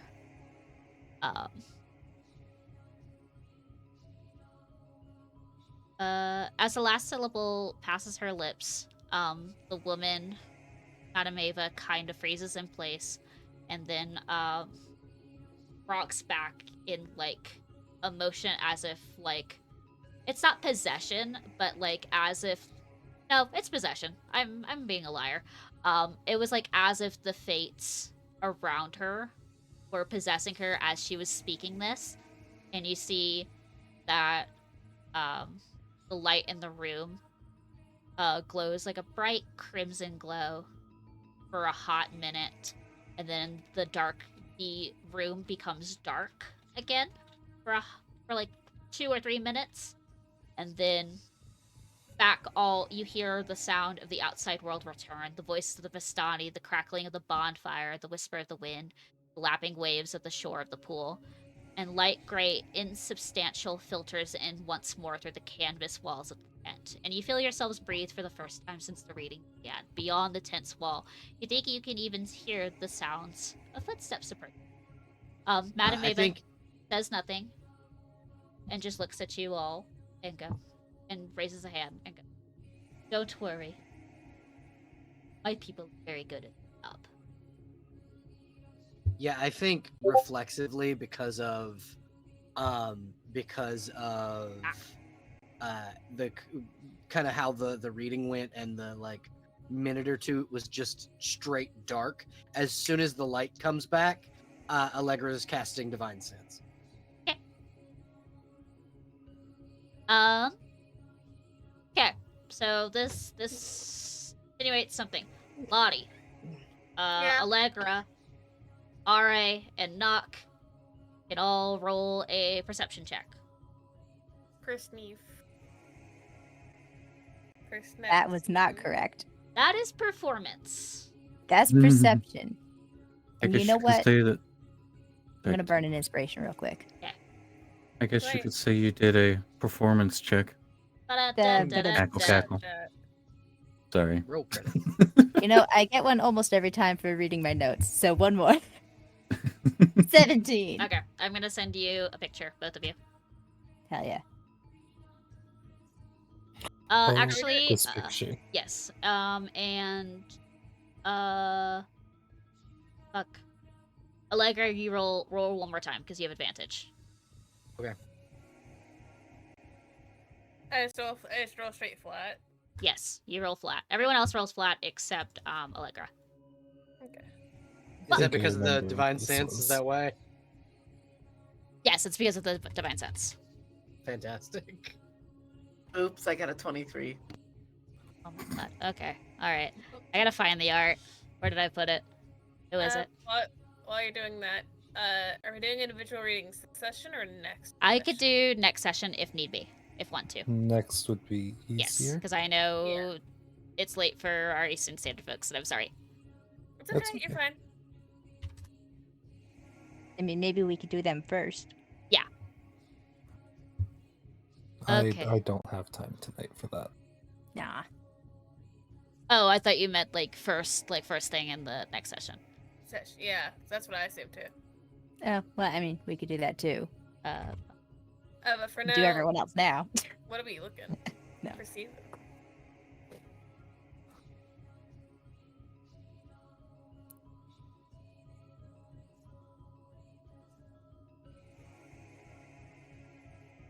Dark. Okay. I am typing this to one person. Oh shit! I meant to copy and paste it. Dang it! Dang it, Bobby. Dang it, Bobby. Bam. Copy. I feel like I'm in blissful ignorance right You now. are. Nothing I is think this wrong. was the check that in Oh. the Yep. last iteration I rolled really well on. Yes, you did. That looks slightly familiar. What did I tell you, Frozen? I know. Okay, and last person. Last person who gets to see this. Oh.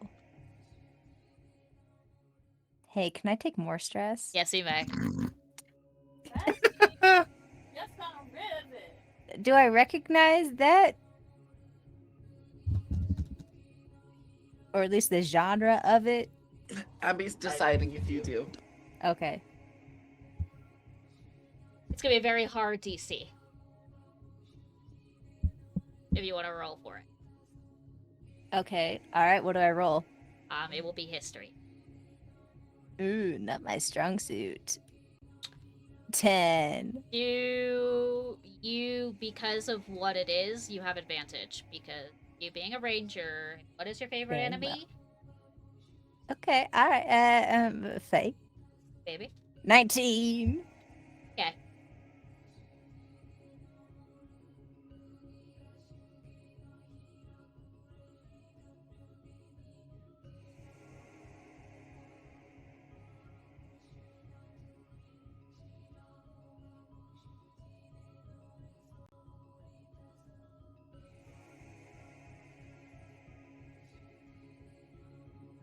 Okay, there's your lore.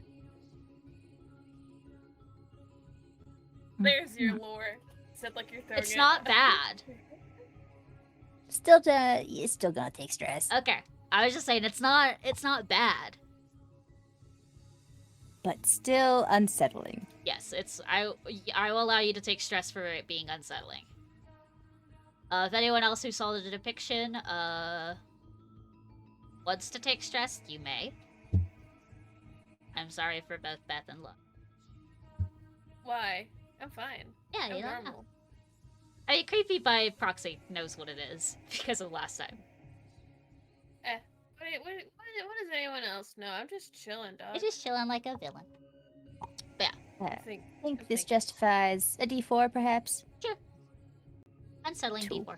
Yeah. So you've gained 8 so far. Uh-huh. Okay.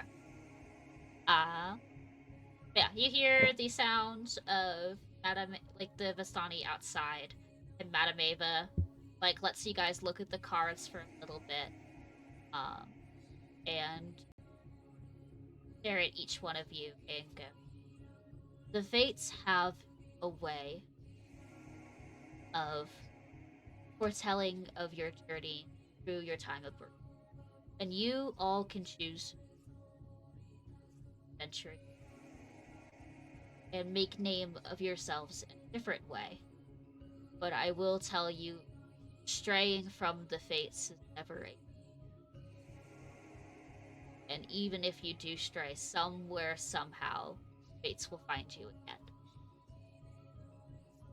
She thinks for a moment and goes and taps on the marionette. And then the person of dark power that we all know, probably, is also a marionette of her own. You all have a choice of ignoring the Fates and living your lives. Kind of looks at Lottie and Are and goes, accepting your life here in Bermuda like the others has.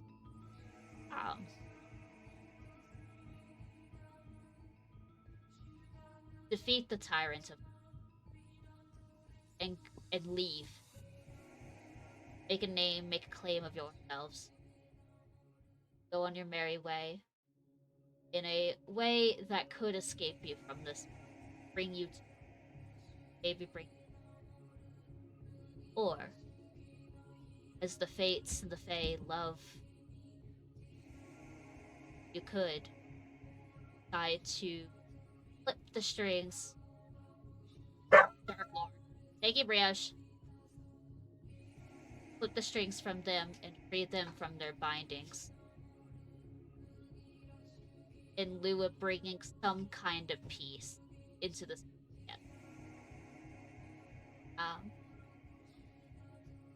I look at you all and be like, "Yeah, fun part with all the cards." And like there's like this little cheery atmosphere that she emits, and she goes, "First thing, I'm going to ask you all to play up to fully on, and then if you decide, ring the bell outside of my tent if you want personal telling, or if you have questions. I'm always happy to take questions.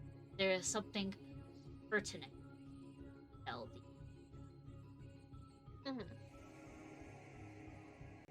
Before, yeah. Allegra would speak up and say, "Before we leave, may I take a gander at that necromancer card?" Yeah, she'll let you guys like absorb like the cards and faces that they have. Would she let Allegra pick it up? Yeah.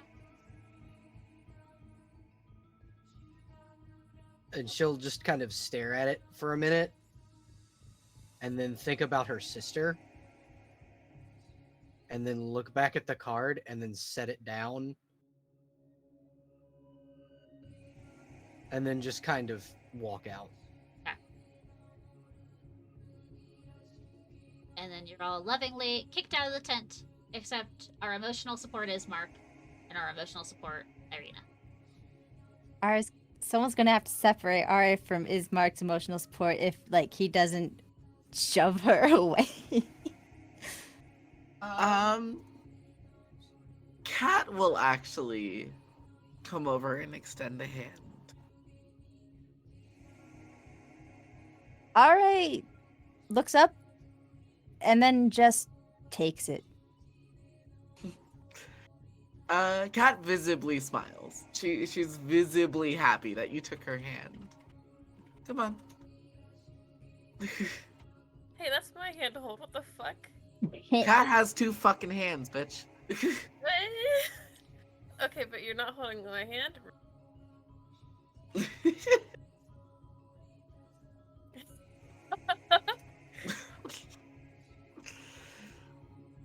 We take Ari out of there. Yeah, such gay. And then I will say next session, people will do their individual card readings if they would want some. Yeah. Yeah, I'm very excited. Or ask for, or like go into the tent to ask further questions about the card reading. Mhm. And what the fuck does she mean that you have a choice of 30, and why are you being sent on this?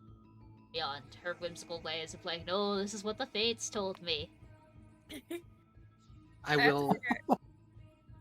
Before we like head out, I will say as everyone else exits the tent, Allegra is already out of camp. Okay.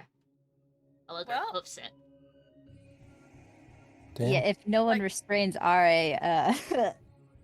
Wait, we split the party? What the fuck? I don't know. I will be back in the morning, probably. Allegra needed time away for a moment. Okay. Allegra goes to sit in the woods outside of camp.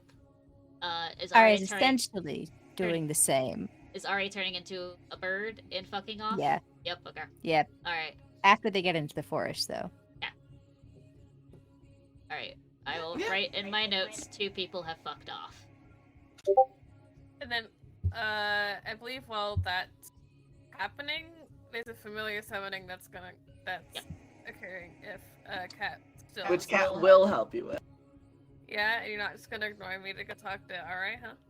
No. Ra has fucked off into the forest. Who's gonna Alright, talk to turned into who? a bird and left. I'm teasing. You're fine. I'm teasing. No. Ari could just fuck. I don't know what Ari's doing. Ra could fuck. Ari could fuck. Unless anyone needs me, I desperately have to head out. No, you're good. Me as well. It's good to go. Goodbye. Have a good night. Have a good night. Thank you for Good playing this game. very long game. Good It's game. Thank you for running it, alright. bestie. You did a good I'm also job. gonna head out to get Bye. ready for work. Ciao. Bye. Bye. Good night.